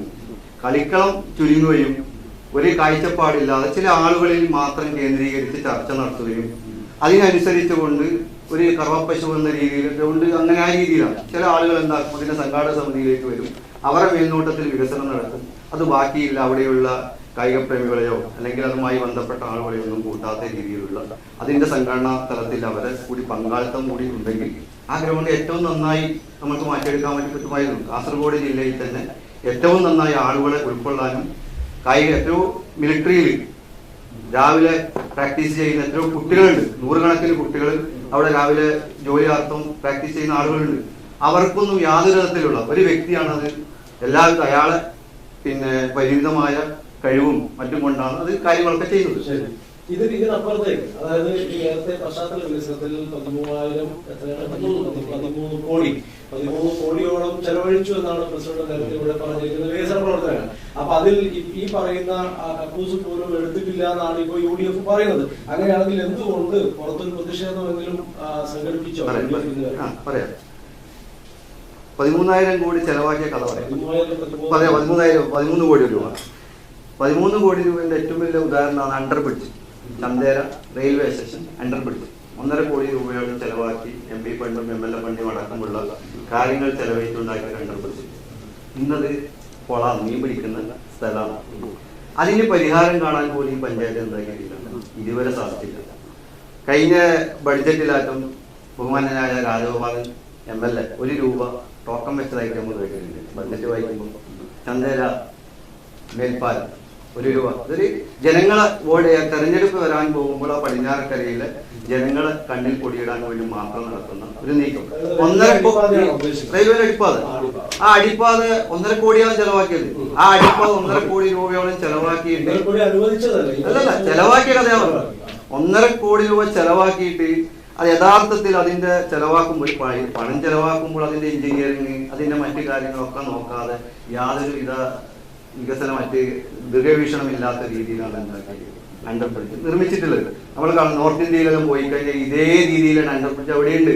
ബോംബെയിലെല്ലാം നോക്കുന്ന ബോംബെയിലേക്കും ഡൽഹിയിലേക്കെല്ലാം ട്രെയിൻ യാത്ര പോകുമ്പോൾ ആയിരക്കണക്കിന് അണ്ടർ ബ്രിഡ്ജ് നമ്മൾ ഫോട്ടോ എടുത്ത് കാണിച്ചത് നമ്മൾ കാണിച്ചു കൊടുക്കുന്നുണ്ട്. കൃത്യമായി മേൽ ഇതെല്ലാം വിരിച്ച് വളരെ ലോങ് ആയിട്ട് കിലോമീറ്ററോളം ഇതാക്കിയിട്ടുള്ള കാര്യങ്ങൾ ചെയ്ത് നമ്മൾ കാണുന്നുണ്ട്. ഈ രീതിയിലുള്ള വികസനം, ഒരു വികസന കാഴ്ചപ്പാടില്ലാത്ത രീതി പണം കിട്ടുന്നുണ്ട്, MLA ഫണ്ട് കിട്ടുന്നുണ്ട്, ഈ പറയുന്നതൊക്കെ MP ഫണ്ട് കിട്ടുന്നു. അപ്പൊ എന്താക്കുന്ന അണ്ടർ ബ്രിഡ്ജ് വേണമെന്ന് പറയുമ്പോൾ അണ്ടർ ബ്രിഡ്ജ് എടുക്കുന്നത്. അതിനിപ്പോ ഉദാഹരണം മാണിയാട്ടിപ്പം MLA ഫണ്ട് ഉപയോഗിച്ചുകൊണ്ട് റോഡിന്റെ ഇരുവശത്തായി നടപ്പാത, ഏറ്റവും കൂടുതൽ വാഹനം സംസ്ഥാന പാതയാണ് കാലിക്കടവ് തൃക്കരിപ്പൂർ പയ്യന്നൂർ റോഡ്. ആ നടപ്പാത ഇന്നത്തെ കണ്ടീഷനിൽ നോക്കുകയാണെങ്കിൽ അവിടെയുള്ള CPM-ന്റെ അനുഭാവികൾ പോലും പറയുന്നത് ഇത് എന്തൊരു പണം ജനങ്ങളതാണല്ലോ. 1 കോടി രൂപയോളം ചെലവാക്കിക്കൊണ്ട് ഈ നടപ്പാത ഉപയോഗിക്കുമ്പോൾ 1 മീറ്റർ മാത്രമാണ് മെയിൻ വളരെ റഷായിട്ടുള്ള ഒരു പാതയിൽ നിന്നും മാറ്റി വെച്ചുകൊണ്ട് നടപ്പാത പണിയത്. അത് കോൺക്രീറ്റ് ചെയ്തുകൊണ്ട് ഒരു എഞ്ചിനീയറിംഗ്, അതൊരു കാൽക്കുലേഷൻ ഇല്ലാത്ത രീതിയിൽ, ആധുനിക സംവിധാനമൊന്നും ഇല്ലാത്ത രീതിയിൽ വീതി കൂട്ടേണ്ട ഒരു റോഡാണ്. വീതി കൂട്ടിയിട്ട് വളരെ ഇന്റർലോക്ക് ഇട്ടിട്ട് ഏറ്റവും മനോഹരമാക്കിയ 2 ഭാഗം സ്ഥലങ്ങളുണ്ട്. സ്ഥലങ്ങളില്ലാത്ത ഒരു പാതയല്ല കാലിക്കടവ് തൃക്കരിപ്പൂർ പയ്യന്നൂർ റോഡ്. ഇത്രമാത്രം സ്ഥലങ്ങളുള്ള ഒരു പാതയിൽ 1 മീറ്റർ മാത്രം വിട്ടുകൊണ്ട് പാത പണിയുമ്പോൾ പഞ്ചായത്ത് പ്രസിഡന്റ് അവിടെ പോകണം, പോയിട്ട് സംസാരിച്ച് ഇത് ജനങ്ങൾക്ക് ഉപകാരമല്ല, ഇത് മാറ്റി പാർപ്പിക്കണം എന്നുള്ള ഒരു ചിന്താഗതിയോട് ആയിരിക്കില്ല പഞ്ചായത്ത് ഭരണസമിതിക്കില്ല എന്നുള്ളത്. ഇതിലെ ആരോപണങ്ങൾ ഒരുപക്ഷെ ഭരണസമിതിക്ക് മുന്നിൽ നിൽക്കുന്ന പാർട്ടിയുടെ പ്രതിനിധികൾ പറയുകയാണ്.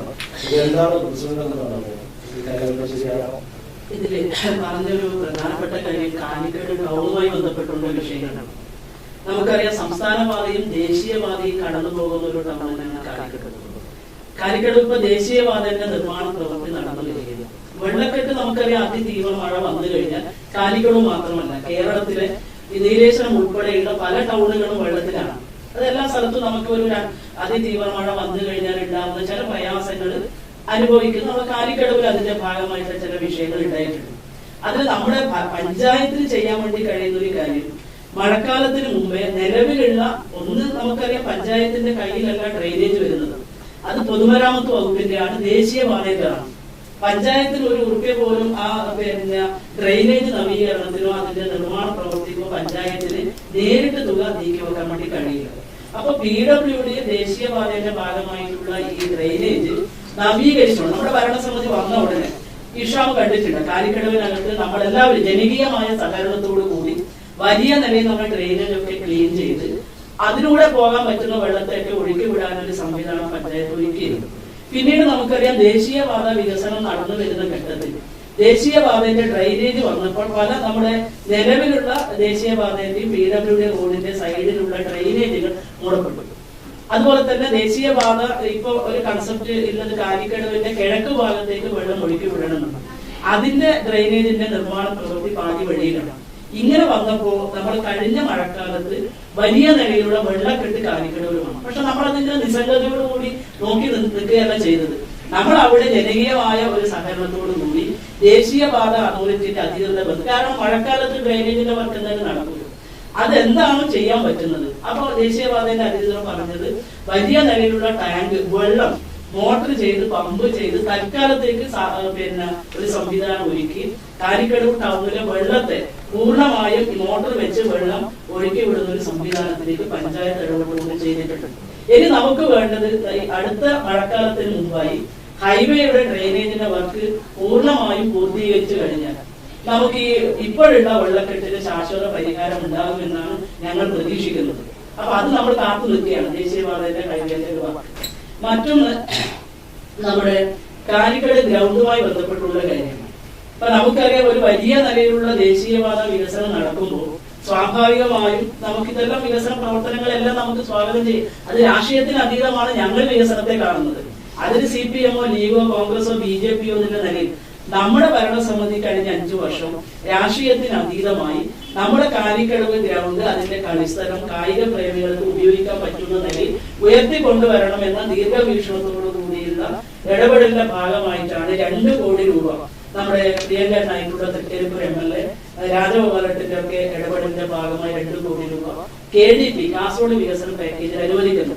അപ്പൊ അതിൽ ഏറ്റവും നല്ല നവീനമായ രീതിയിലുള്ള ഒരു സ്റ്റേഡിയം കാലിക്കടവിനകത്ത് നമുക്കത് പൂർത്തീകരിക്കാൻ വേണ്ടി കഴിഞ്ഞിട്ടുണ്ട്. മറ്റൊന്ന് നമുക്ക് വേണ്ട കളിസ്ഥലവുമായി ബന്ധപ്പെട്ടുള്ള കാര്യം. ഇപ്പൊ നമുക്ക് മണ്ണിന്റെ കളിസ്ഥലമാണ് ഇട്ടത്. ഭാവി നമുക്ക് എന്താ പഞ്ചായത്തിന് ഒരു പരിമിതിയുണ്ട് ഫണ്ടിന്റെ കാര്യത്തിൽ. അപ്പൊ കൂടുതൽ തുക നമുക്ക് കോടിക്കണക്കിന് രൂപ കണ്ടെത്തി കാലിക്കടവ് ഗ്രൗണ്ടിന്റെ നവീകരണവും അതുപോലെ തന്നെ ഇന്നത്തെ നിലയിലേക്ക് ആ കാലിക്കടവ് ഗ്രൗണ്ടിനെ ഉയർത്തിക്കൊണ്ടുവരാനുള്ള ദീർഘവീക്ഷണമായിട്ടുള്ള പദ്ധതികൾ ഞങ്ങൾ തയ്യാറാക്കിയിട്ടുണ്ട്. സംസ്ഥാന ഗവൺമെന്റിലേക്ക് ബഡ്ജറ്റിന്റെ ഭാഗമായി അത് ഉൾപ്പെടുത്താൻ ആവശ്യമായ ഇടപെടൽ കഴിഞ്ഞ MLA വഴി നമ്മളത് കൊടുത്തിട്ടുണ്ട്. അത്തരം കാര്യങ്ങൾ നടക്കുന്നുണ്ട്. മറ്റു ഒരു കാര്യം കൂടെ, നമ്മൾ ഈ കാലിക്കടവ് മുതൽ തൃക്കരിപ്പൂർ വളവറ വരെയുള്ള നമ്മുടെ ഈ ബെക്കാടൻ ടാറിങ്ങിന്റെ റോഡിന്റെ ഇരുവശത്തുള്ള പ്രശ്നങ്ങൾ നിലനിൽക്കുന്നു. നമുക്കറിയാം നമ്മുടെ കയ്യിലുള്ള ഭൂമിയിൽ നിന്നുകൊണ്ടേ നമുക്ക് എന്ത് ചെയ്യാൻ പറ്റും? റോഡിന്റെ പാർശ്വഭാഗങ്ങൾ വിപുലീകരിക്കാനും ഡ്രെയിനേജ് ഫുട്പാത്ത് ഉൾപ്പെടെയുള്ള കാര്യങ്ങൾ ചെയ്യാൻ വേണ്ടി കഴിയും. അതിനപ്പുറത്തേക്ക് കടക്കണമെങ്കിൽ അതിന്റെ സൈഡിലുള്ള കെട്ടിടങ്ങളുണ്ട്, ചെറുകിട കച്ചവട സ്ഥാപനങ്ങളുണ്ട്, വീടുകളുണ്ട്, ഇത്തരം വിഷയങ്ങളാണ്. ഭൂമി നമുക്ക് വേണ്ടി വരും. പക്ഷെ നിലവിൽ എന്താണ് വിഷയം? ഈ കാലിക്കടവ് മുതൽ തൃക്കരിപ്പൂർ വരെയുള്ള റോഡുകളിൽ അപകടങ്ങൾ പതിവായി നടക്കുകയാണ്. അങ്ങനെ അപകടത്തിൽ ഒരാൾ മരണപ്പെടുകയും ചെയ്തു. വളരെ ദാരുണമായിട്ടുള്ള സംഭവമാണ്. നടന്നു പോകാൻ വേണ്ടി പറ്റുന്നില്ല. കാരണം ഈ റോഡ് പൂർണ്ണമായും വാഹനങ്ങൾ ഉപയോഗപ്പെടുത്തുകയാണ്. കാരണം ഏറ്റവും നല്ല സൗകര്യപ്രദമായിട്ടുള്ള സർക്കാരിന്റെ ഫണ്ട് ഉപയോഗിച്ചുകൊണ്ട് MLAയുടെ ഇടപെടലിന്റെ ഭാഗമായിട്ടാണ് ഈ റോഡ് യാഥാർത്ഥ്യമായത്. അപ്പൊ സ്വാഭാവികമായി നടന്നു പോകാനും ഡ്രെയിനേജും ഇത് രണ്ടും ദിശാ ഉൾപ്പെടെ ഇത്തരം വിഷയങ്ങൾ ഞങ്ങൾ കണ്ടതാണ്. അങ്ങനെ അത്തരം നിർമ്മാണ പ്രവൃത്തി നടക്കുന്ന സമയത്ത് എന്തെങ്കിലും പ്രശ്നങ്ങൾ ഉണ്ടെങ്കിൽ സ്വാഭാവികമായി പഞ്ചായത്ത് പ്രസിഡന്റ് എന്നുള്ള നിലയിൽ പഞ്ചായത്ത് ഓഫീസിലേക്ക് വന്ന് കാര്യങ്ങൾ അവതരിപ്പിക്കാമായിരുന്നു. പക്ഷെ ഈ വർക്ക് തുടങ്ങി അത് സ്വാഭാവികം നമുക്കറിയാം. അത്തരം വികസന പ്രവർത്തനങ്ങൾ നടന്നു വരുന്നു, അത് പൂർത്തീകരണ ഘട്ടത്തിലേക്ക് എത്തുമ്പോഴാണ് ഇത്തരം വിഷയങ്ങൾ ചൂണ്ടിക്കാണിക്കുന്നത്. പക്ഷെ നിലവിൽ നമുക്ക് അപകടങ്ങൾ കുറയ്ക്കണം, അതുപോലെ തന്നെ വെള്ളം കൃത്യമായി റോഡ് പാർശ്വഭാഗങ്ങളിൽ ഒഴുകി പോകണം, എന്നാൽ കാൽനട യാത്രക്കാർക്ക് മറ്റ് പ്രയാസങ്ങളില്ലാതെ അതിലൂടെ നടന്നു പോകാൻ പറ്റുന്ന നിലയിൽ കൃത്യമായി ശാസ്ത്രീയമായ രീതിയിലുള്ള ഇടപെടൽ നടത്തിയാണ് ആ റോഡിന്റെ ഈ ഇപ്പോഴത്തെ വർക്ക് നടന്നു. മറ്റൊന്ന് കാലിക്കടവ് ടൗണില് ഈ ടോയ്ലറ്റുമായി ബന്ധപ്പെട്ടുള്ളൊരു കാര്യം പറഞ്ഞു. നമുക്കറിയാം കാലിക്കടവ് വളർന്നു വരുന്ന ഒരു ടൗണാണ്. നമ്മുടെ ഭരണസമിതി വന്ന ഉടനെ ദേശീയപാതയിലത്ത് സർക്കാരിന്റെ ഒരു പൊതു നിർദ്ദേശത്തിന്റെ ഭാഗമായി ടേക്ക് എ ബ്രേക്ക്, അത് ദേശീയപാതത്ത് ഭാവിയിൽ വാഹന യാത്രക്കാർക്ക് കാൽനട യാത്രക്കാർക്ക് മറ്റ് പറയുന്ന ആളുകൾക്കുള്ള തൊഴിലാളികൾക്ക് ഉൾപ്പെടെ ഉപയോഗിക്കാൻ പറ്റുന്ന നിലയിലുള്ള ഒരു ടോയ്ലറ്റാണ് നമ്മൾ അവിടെ പണിയെടുപ്പിച്ചത്.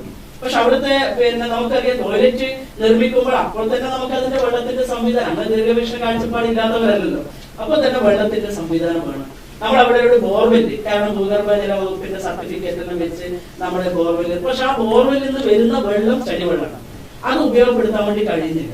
അങ്ങനെ വന്നപ്പോൾ അടിയന്തരമായി അതിന് പരിഹാരം കാണുന്നതിന് വേണ്ടി ഈ 1 വർഷത്തിനുള്ളിൽ നമുക്കറിയാം ഒരു പദ്ധതി മുന്നോട്ട് വെച്ച് അത് പ്രാവർത്തികമാക്കേണ്ട സാങ്കേതിക നടപടിക്രമങ്ങളിലൂടെ എത്ര മാസങ്ങൾ കടന്നു പോകണം. അപ്പൊ വളരെ വേഗത്തിൽ കാലിക്കടവ് എല്ലാ തരത്തിലും ഉപയോഗിക്കാൻ പറ്റുന്ന നിലയിലുള്ള ഒരു കിണർ ഇന്നിപ്പോ നമ്മൾ പൂർത്തീകരിച്ചിട്ടുണ്ട്. ആ കിണറിന്റെ വെള്ളമാണ് ഇപ്പൊ നമ്മൾ ഈ പറയുന്ന ടോയ്ലറ്റിലേക്കും അതുപോലെ തന്നെ സ്റ്റേഡിയത്തിലെ ടോയ്ലറ്റിലേക്കും ഉപയോഗിച്ച് വരുന്നത്. അപ്പൊ തീർച്ചയായും അതിന് നമ്മൾ ആ സമയത്ത് തന്നെ ഇടപെട്ടുകൊണ്ട് കിണർ നിർമ്മിക്കുന്നതിന് വേണ്ടി നമുക്ക് സാധിക്കും. ഇതില് ഈ പറയുന്ന ചർച്ചയിൽ ഇപ്പോൾ ഒരു കാര്യങ്ങളെല്ലാം അദ്ദേഹം സൂചിപ്പിക്കുന്നുണ്ട്. പക്ഷെ എന്തുകൊണ്ട് ഈ പദ്ധതികൾ നടക്കുന്ന സമയങ്ങളിൽ UDF ക്രിയാത്മകമായി ഇടപെടാൻ പറ്റുന്നില്ല എന്നുള്ളതാണ് പരോക്ഷമായെങ്കിലും റിസൾട്ട് സൂചിപ്പിച്ചത്. ക്രിയാത്മകമായി ഇടപെടുന്നില്ല പറയുന്നത് ശരിയല്ല. ഇത് നിരന്തരം പല മീറ്റിങ്ങുകളിലും സമരം ചെയ്യുക എന്നുള്ള നിരന്തരം സമരം ചെയ്തുകൊണ്ട് മാത്രം ഒരു വികസനം വരുന്നോ അല്ലെങ്കിൽ മറ്റൊന്നുമില്ല. അതൊരു കാഴ്ചപ്പാടാണ്,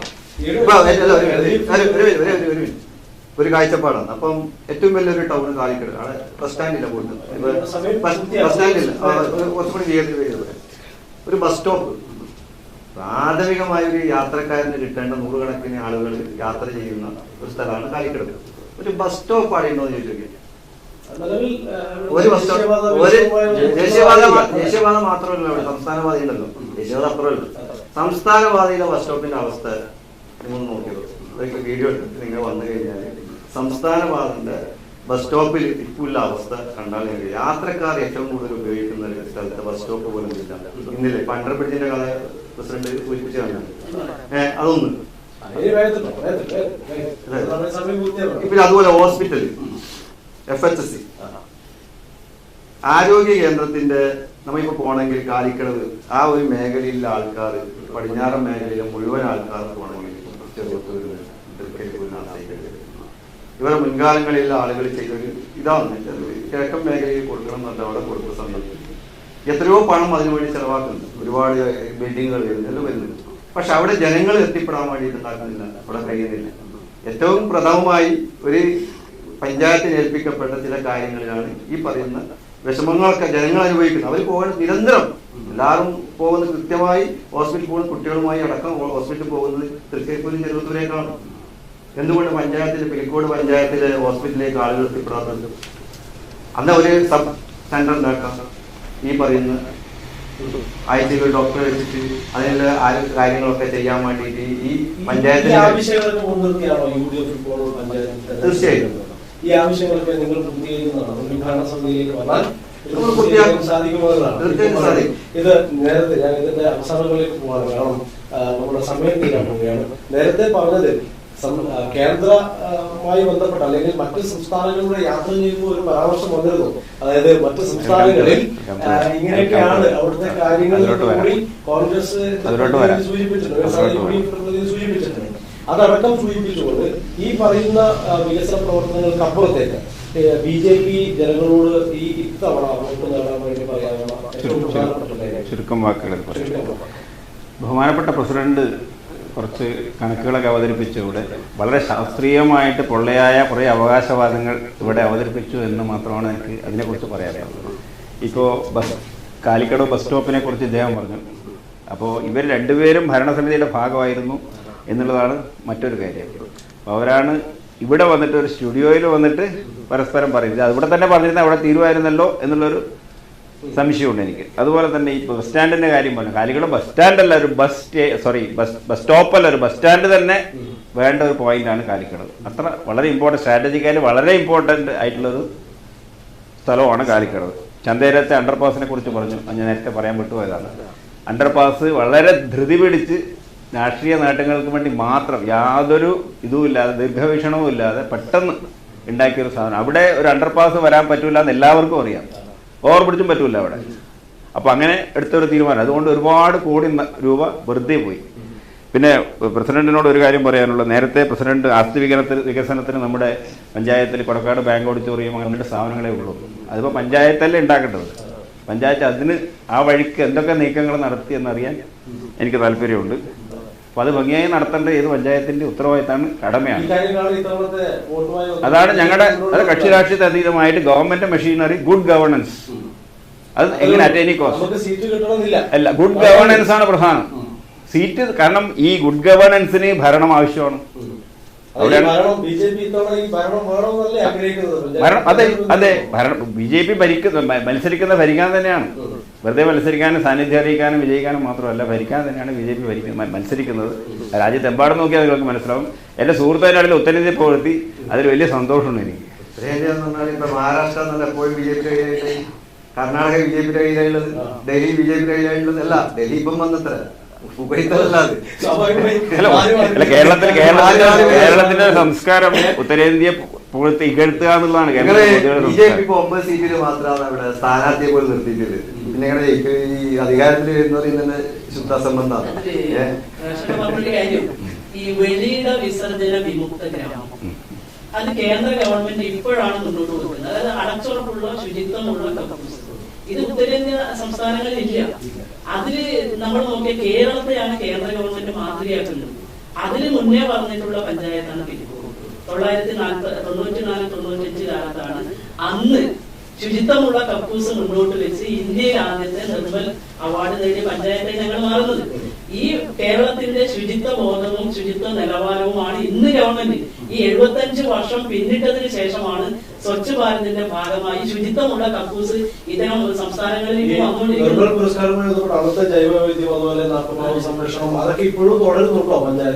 അല്ല. ഇപ്പൊ ശുചിത്വത്തിന്റെ ടോയ്ലറ്റ് കെട്ടാൻ ഉഷാറുണ്ട്. അത് ഈ ഒരു പരിചരണം ഉണ്ടല്ലോ. അതായത് ഒരു സാധനം കെട്ടിക്കഴിഞ്ഞാൽ അതിന്റെ മെയിൻ്റെനൻസ് ചെയ്യലാണ് ഒരു പഞ്ചായത്തിന്റെ ഏറ്റവും നല്ല ഉത്തരവാദിത്തം പറയുന്നത്. ഇപ്പൊ കേന്ദ്ര ഗവൺമെന്റിന്റെ കയ്യിൽ പല സംവിധാനങ്ങളും ഇപ്പൊ സ്റ്റേഡിയം കെട്ടിയ കഥ 2 കോടി ചെലവാക്കി നമ്മൾ ഉണ്ടാക്കി ഗ്രൗണ്ട് സ്റ്റേഡിയം. പക്ഷെ അതിനുള്ള ബാത്റൂം ഉണ്ടാക്കണേൽ ഇപ്പോൾ ഉപയോഗിക്കാൻ കഴിയില്ല. രണ്ടാമത് പ്രശ്നം നമ്മൾ പരിഹരിച്ചു. നമ്മൾ അത് മെയിൻറ്റെയിൻ ചെയ്യുന്നതിന് വേണ്ടിയുള്ള സംവിധാനത്തിലേക്ക് കടക്കുകയാണ് നമ്മൾ ചെയ്തു. പഞ്ചായത്തിന്റെ പ്രസിഡന്റ് പറഞ്ഞത് ഇതുമായി ദേശീയവാദിയുമായി അതിന്റെ ഒരു തുക, ആ തുക നമ്മൾ എത്രത്തോളം പഞ്ചായത്തിന്റെ പുതിയ കെട്ടിടം നിർമ്മിക്കുന്നതുമായി പുതിയ കാരണം പല പഞ്ചായത്തുകളിലും ഒരുപാട് വരുമാന സ്രോതസ്സുകൾ ഉണ്ടാക്കണം. അപ്പൊ അതുണ്ടാക്കാൻ പഞ്ചായത്തിന് ഉത്തരവാദിത്വം ഇല്ലേ എന്നാണ് ഞാൻ ചോദിക്കുന്നത്. അതിൽ ഞാൻ നേരത്തെ പറഞ്ഞത് നമ്മുടെ പഞ്ചായത്ത് കെട്ടിടം പൊളിച്ചപ്പോൾ നഷ്ടം വന്നിട്ടുള്ള അതിൽ നിന്നുകൊണ്ടുള്ള കെട്ടിട നിർമ്മാണ പ്രവൃത്തികൾ നമ്മളിപ്പോ വരുമാനം കൂടുതൽ പഞ്ചായത്തിലേക്ക് ലഭ്യമാക്കുന്നതിന് വേണ്ടിയുള്ള ഇടപെടൽ നമ്മൾ തുടങ്ങിക്കഴിഞ്ഞു. 2 നിലയുള്ള ബിൽഡിംഗ് ഇപ്പൊ വരുന്നുണ്ട്. സംസ്ഥാന ഗവൺമെന്റിന്റെ മുമ്പിൽ പ്രപ്പോസൽ വെച്ചിട്ടുണ്ട്. കാലിക്കടവ് ഗ്രൗണ്ടിന്റെ പിന്നെ ഇന്നത്തെ ഹൈടെക് ലെവലിലേക്ക് മാറ്റുന്നതിന് വേണ്ടി ഷോപ്പിംഗ് കോംപ്ലക്സ് ഉൾപ്പെടെയുള്ള പ്രോജക്ട് സംസ്ഥാന ഗവൺമെന്റിലേക്ക് കൊടുത്തിട്ടുണ്ട്. അത് നമ്മൾ കൊടുത്തു കഴിഞ്ഞു. 5 വർഷക്കാലം മുമ്പിൽ ഞാൻ പഞ്ചായത്ത് മെമ്പറാകുന്ന സമയത്ത് 5 വർഷക്കാലം മുമ്പ് പഞ്ചായത്ത് മെമ്പറാകുന്ന കൊടുത്ത് ഒരു പ്രൊജക്ട് പ്രപ്പോസലാണ്. ഇപ്പൊ 5 വർഷത്തിന് ശേഷം അവിടെ ഉണ്ടത്ര കടലാസിൽ ഇവരെ കൊടുത്ത പ്രപ്പോസൽ അവിടെ ഉണ്ടത്ര. അന്ന് ബിൽഡിംഗ് പൊളിയുന്ന സമയത്ത് അന്ന് ഈ പറയുന്ന രീതിയിൽ പുതിയ പ്രപ്പോസൽ കൊടുക്കുകയും ബിൽഡിങ്ങിന് വേണ്ടിയിട്ട് ലോൺ അവൈലബിളിന് വേണ്ടിയിട്ട് മറ്റു കാര്യങ്ങളൊക്കെ അന്ന് പേപ്പർ തെളിച്ചതാണ്. ഈ 5 വർഷത്തിന് ശേഷം ഉണ്ട് ആ പേപ്പർ അതുപോലെ നിലനിൽക്കുകയാണ്. അതുപോലെ ഞാൻ ഹോസ്പിറ്റലിന്റെ കാര്യം പറഞ്ഞു.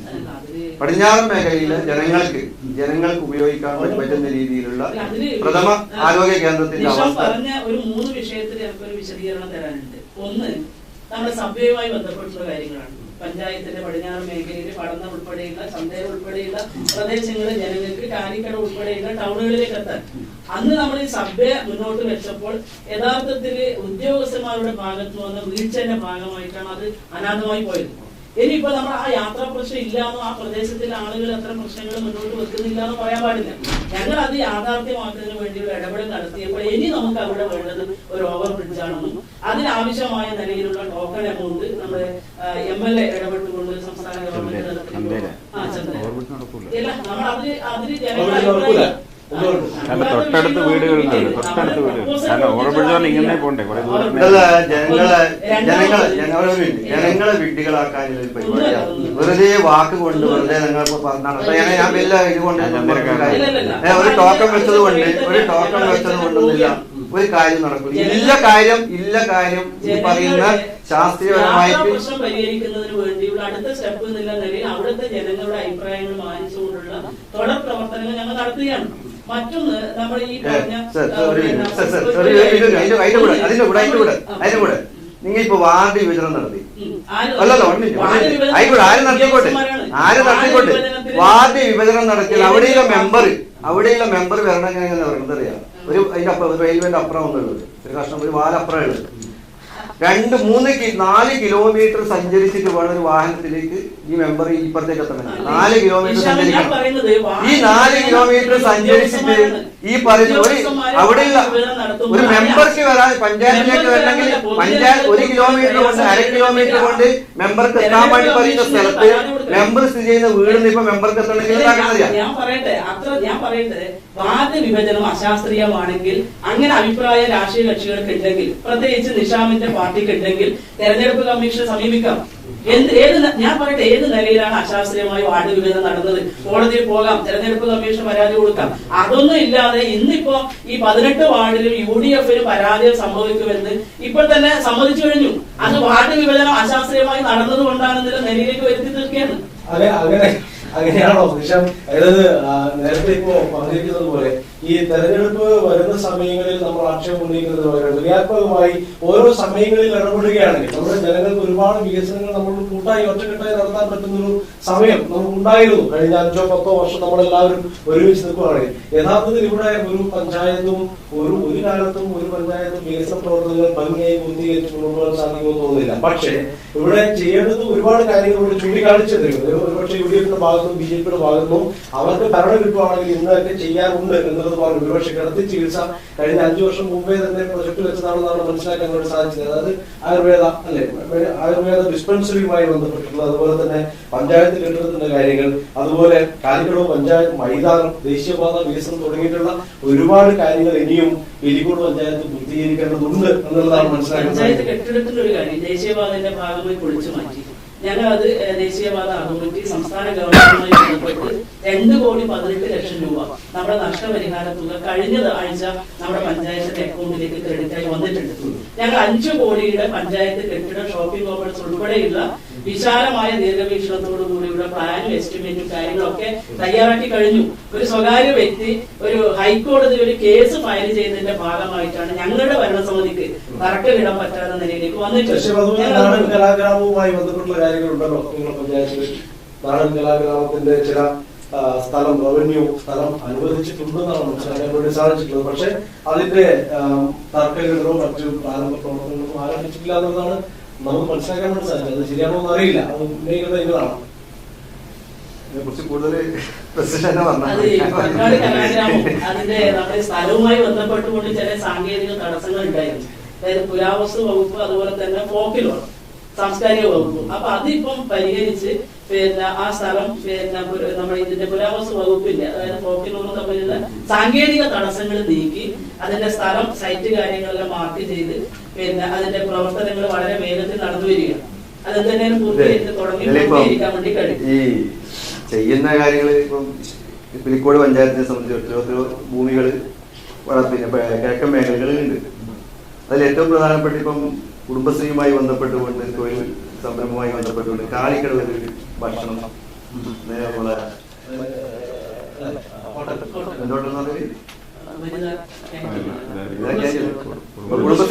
കുടുംബശ്രീ ഹോട്ടൽ തുടങ്ങിയിട്ട് ആ അവസ്ഥ പാവങ്ങൾക്ക് ഭക്ഷണം കഴിക്കാൻ വേണ്ടി നിർത്തി മുഖ്യമന്ത്രി ഒട്ടികേശിച്ച് തുടങ്ങിയ ഒരു ഹോട്ടലാണ്.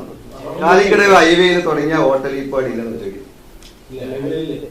ഹോട്ടലും ഇല്ല, അല്ല പൂട്ടിയിട്ട് ആ ജനങ്ങൾക്ക് ഇത് പാവപ്പെട്ടവന് കൊടുക്കാൻ വേണ്ടി തുടങ്ങി. മറ്റേ ഹോട്ടലല്ല പറയുന്നത്. നിങ്ങൾ 50 രൂപ വാങ്ങിയിട്ട് ഭക്ഷണം കൊടുക്കുന്ന കാര്യമല്ല. ഓരോ പഞ്ചായത്തിനെയും ഏൽപ്പിച്ച ഈ പറയുന്ന കുടുംബശ്രീ ഏൽപ്പിച്ച ഹോട്ടലിന്റെ അവസ്ഥയാണ്. പാവപ്പെട്ട നിർധനരായ ആളുകൾക്ക് വയോജനങ്ങൾക്ക് വന്ന് ഭക്ഷണം കഴിക്കാൻ 10 രൂപ കൊടുത്ത് 20 രൂപ 10 രൂപ കൊടുത്തിട്ട് 20 രൂപ കൊടുത്തിട്ട് ഭക്ഷണം കഴിക്കാൻ വേണ്ടി സർക്കാർ തുടങ്ങിയ ഹോട്ടൽ പോലും സംരക്ഷിക്കാൻ കഴിയാത്ത ഒരു പഞ്ചായത്ത്. ആ പഞ്ചായത്ത് വയോജനങ്ങളെ കുറിച്ചിട്ടോ പാവപ്പെട്ടവരെ കുറിച്ചിട്ടോ പറഞ്ഞിട്ട് എന്ത് കാര്യമില്ല. എന്ത് ശ്രമിക്കേണ്ടത്? സർക്കാർ കൊടുത്തൊരു സംരംഭം, സർക്കാർ കൊടുത്ത സംരംഭത്തിന്റെ കഥയായി പറയുന്നത്. ഏറ്റവും കൂടുതൽ കമ്മ്യൂണിസ്റ്റ് CPM പാർട്ടി ശ്രദ്ധിക്കേണ്ട വയോജനങ്ങളെയും പാവപ്പെട്ടവരെ ഒരു നേരത്തെ ഭക്ഷണത്തിന് വേണ്ടിയിട്ട് കേരളത്തിൽ ഉൾപ്പെടെയുള്ള എല്ലാ ഗ്രാമങ്ങളിലും തുടങ്ങാൻ വേണ്ടി സർക്കാർ മുൻകൈ എടുത്തെടുത്തൊരു സ്ഥാപനത്തിന്റെ ഒരവസ്ഥ ഇന്ന് നിങ്ങൾ നോക്കിക്കോ. അവിടെ അങ്ങനത്തെ സംഭവമില്ല. അത് കൂട്ടിയിട്ട് എന്താക്കി കയ്യിൽ കൊടുത്ത് അത് സംരക്ഷിക്കാൻ കഴിയാത്ത ഒരു സർക്കാർ ഒരു പഞ്ചായത്ത് എങ്ങനെയാണ് പാവപ്പെട്ടവർ? കൊടക്കാടുള്ള പട്ടികജാതി കോളനിയിൽ പഞ്ചായത്തിന്റെ സൗകര്യങ്ങൾ കൊടുത്തിട്ടുണ്ട്. പഞ്ചായത്തിന്റെ അവർക്കുള്ള സ്കീമുകൾ അതുപോലെ നടപ്പാക്കിയിട്ടുണ്ടോ എന്ന് പ്രസിഡന്റ് പറഞ്ഞാൽ കൊള്ളാം. നമ്മുടെ പഞ്ചായത്തിൽ 7 ഉന്നതികളാണ് ഉള്ളത്. അപ്പൊ അത് ഏത് ഉന്നതിയാണ് എന്താണ്? ഇപ്പൊ നമ്മൾ MLA-യുടെ 1 കോടി പദ്ധതിന്റെ ഭാഗമായി നമ്മുടെ പഞ്ചായത്തിലെ താനിക്കാട് ഉന്നതിയും ഓലാട്ട് പൂക്കാട് ഉന്നതിയും 1 കോടിയുടെ പദ്ധതികൾ നമ്മൾ നടപ്പിലാക്കിയിട്ടുണ്ട് MLA ഫണ്ട്. തീർച്ചയായും. അപ്പോൾ വീരിക്കോട് പഞ്ചായത്തിന്റെ ഒരുപാട് വികസന പ്രവർത്തനങ്ങൾ നടന്നതും അല്ലെങ്കിൽ അതിലുള്ള പോരായ്മകളുമാണ് ഈ ഒരു സംവാദത്തിലൂടെ നമുക്ക് മനസ്സിലാക്കാൻ വേണ്ടി സാധിച്ചത്.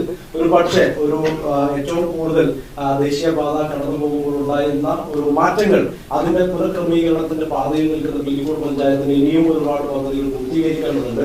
അതുകൊണ്ട് തന്നെ അതിനെ ഏറ്റവും കൂടുതൽ വിമർശിച്ചുകൊണ്ട് അല്ലെങ്കിൽ ഈ ഭരണസമിതിയുടെ ഭാഗമായി നിന്നുകൊണ്ട് തന്നെ ഇതിന്റെ പ്രതിപക്ഷ നിരയിൽ നിന്നുകൊണ്ട് പങ്കെടുത്ത പ്രിയപ്പെട്ട നിഷാം പട്ടേൽ കൃത്യമായും അത് ചൂണ്ടിക്കാണിച്ചിട്ടുണ്ട്. ഒപ്പം പഞ്ചായത്ത് നടത്തിയ വികസന പ്രവർത്തനങ്ങളും ഇനി മുന്നോട്ട് അതിൽ തുടർ പ്രവർത്തനങ്ങൾ എങ്ങനെയായിരിക്കണം, പൂർത്തിയാക്കേണ്ട പദ്ധതികൾ എന്തൊക്കെയാണെന്ന് വിശദീകരണവുമായി CPM-ന്റെ ഭാഗമായി അല്ലെങ്കിൽ LDF-ന്റെ ഭാഗമായി പങ്കെടുത്ത പ്രിയപ്പെട്ട മുൻ പ്രസിഡന്റ് പ്രസന്നകുമാരിയും അത് വളരെ കൃത്യമായി അത് ചൂണ്ടിക്കാണിച്ചിട്ടുണ്ട്. ഒപ്പം രാജ്യത്തിന്റെ പുരോഗതിക്കൊപ്പം അല്ലെങ്കിൽ രാജ്യം നടത്തുന്ന പ്രവർത്തനങ്ങളെ എത്രത്തോളം ഈ വാർഡുകളിലേക്കോ അല്ലെങ്കിൽ പഞ്ചായത്തുകളിലേക്കോ എത്തിച്ചിട്ടുണ്ടെന്നുള്ള ചോദ്യവുമായി അഡ്വക്കേറ്റ് പ്രകാശ് പാലാട്ടുമിത്തൽ BJP പ്രതിനിധീകരിച്ചുകൊണ്ടും ഈ കാര്യങ്ങൾ കൃത്യമായി സൂചിപ്പിച്ചിട്ടുണ്ട്. ഒരു പക്ഷേ ഇത്രേ ഉള്ളൂ, തദ്ദേശ സ്വയംഭരണ തെരഞ്ഞെടുപ്പിൽ ഒരു രാഷ്ട്രീയ പാർട്ടി മുന്നോട്ട് വയ്ക്കുന്ന ആശയം അത് പദ്ധതിയുടെ പൂർത്തീകരണത്തിലേക്ക് പോകുമ്പോൾ അതിന് ഏറ്റവും മുൻപന്തിയിൽ നിന്നും ആരെ തെരഞ്ഞെടുക്കണം എന്നുള്ള കൃത്യമായ ഒരു സമയമാണ് നമ്മുടെ മുന്നിലേക്ക് കടന്നു വരുന്നത്. ഇതിൽ നിങ്ങളുടെ മുന്നിലേക്ക് വരുന്ന വോട്ടർമാർ അല്ലെങ്കിൽ ആ ജനപ്രതിനിധികളാവാൻ തെരഞ്ഞെടുക്കപ്പെടുന്ന ആരാണോ അവർ നമ്മളുടെ ഏറ്റവും കൂടുതൽ അടിസ്ഥാന അവകാശങ്ങൾ വിനിയോഗിക്കാൻ പറ്റുന്നവരാണ് എന്നുള്ള പൂർണ്ണമായ ബോധ്യത്തോടുകൂടി വീരിക്കോട് ഗ്രാമപഞ്ചായത്തിന്റെ പുതിയ ഭരണസമിതിയെ തെരഞ്ഞെടുക്കാൻ നിങ്ങൾക്ക് സാധിക്കട്ടെ എന്ന് മാത്രം ആശംസിച്ചുകൊണ്ട് ഇന്ന് ഈ ചർച്ചയിൽ പങ്കെടുത്ത 3 രാഷ്ട്രീയ പാർട്ടികളെ പ്രതിനിധീകരിച്ച പ്രതിനിധികൾക്കും സീനറ്റിന്റെ പ്രത്യേക നന്ദി സൂചിപ്പിച്ചുകൊണ്ട് ഈ സംവാദം അവസാനിക്കുന്നു. നന്ദി.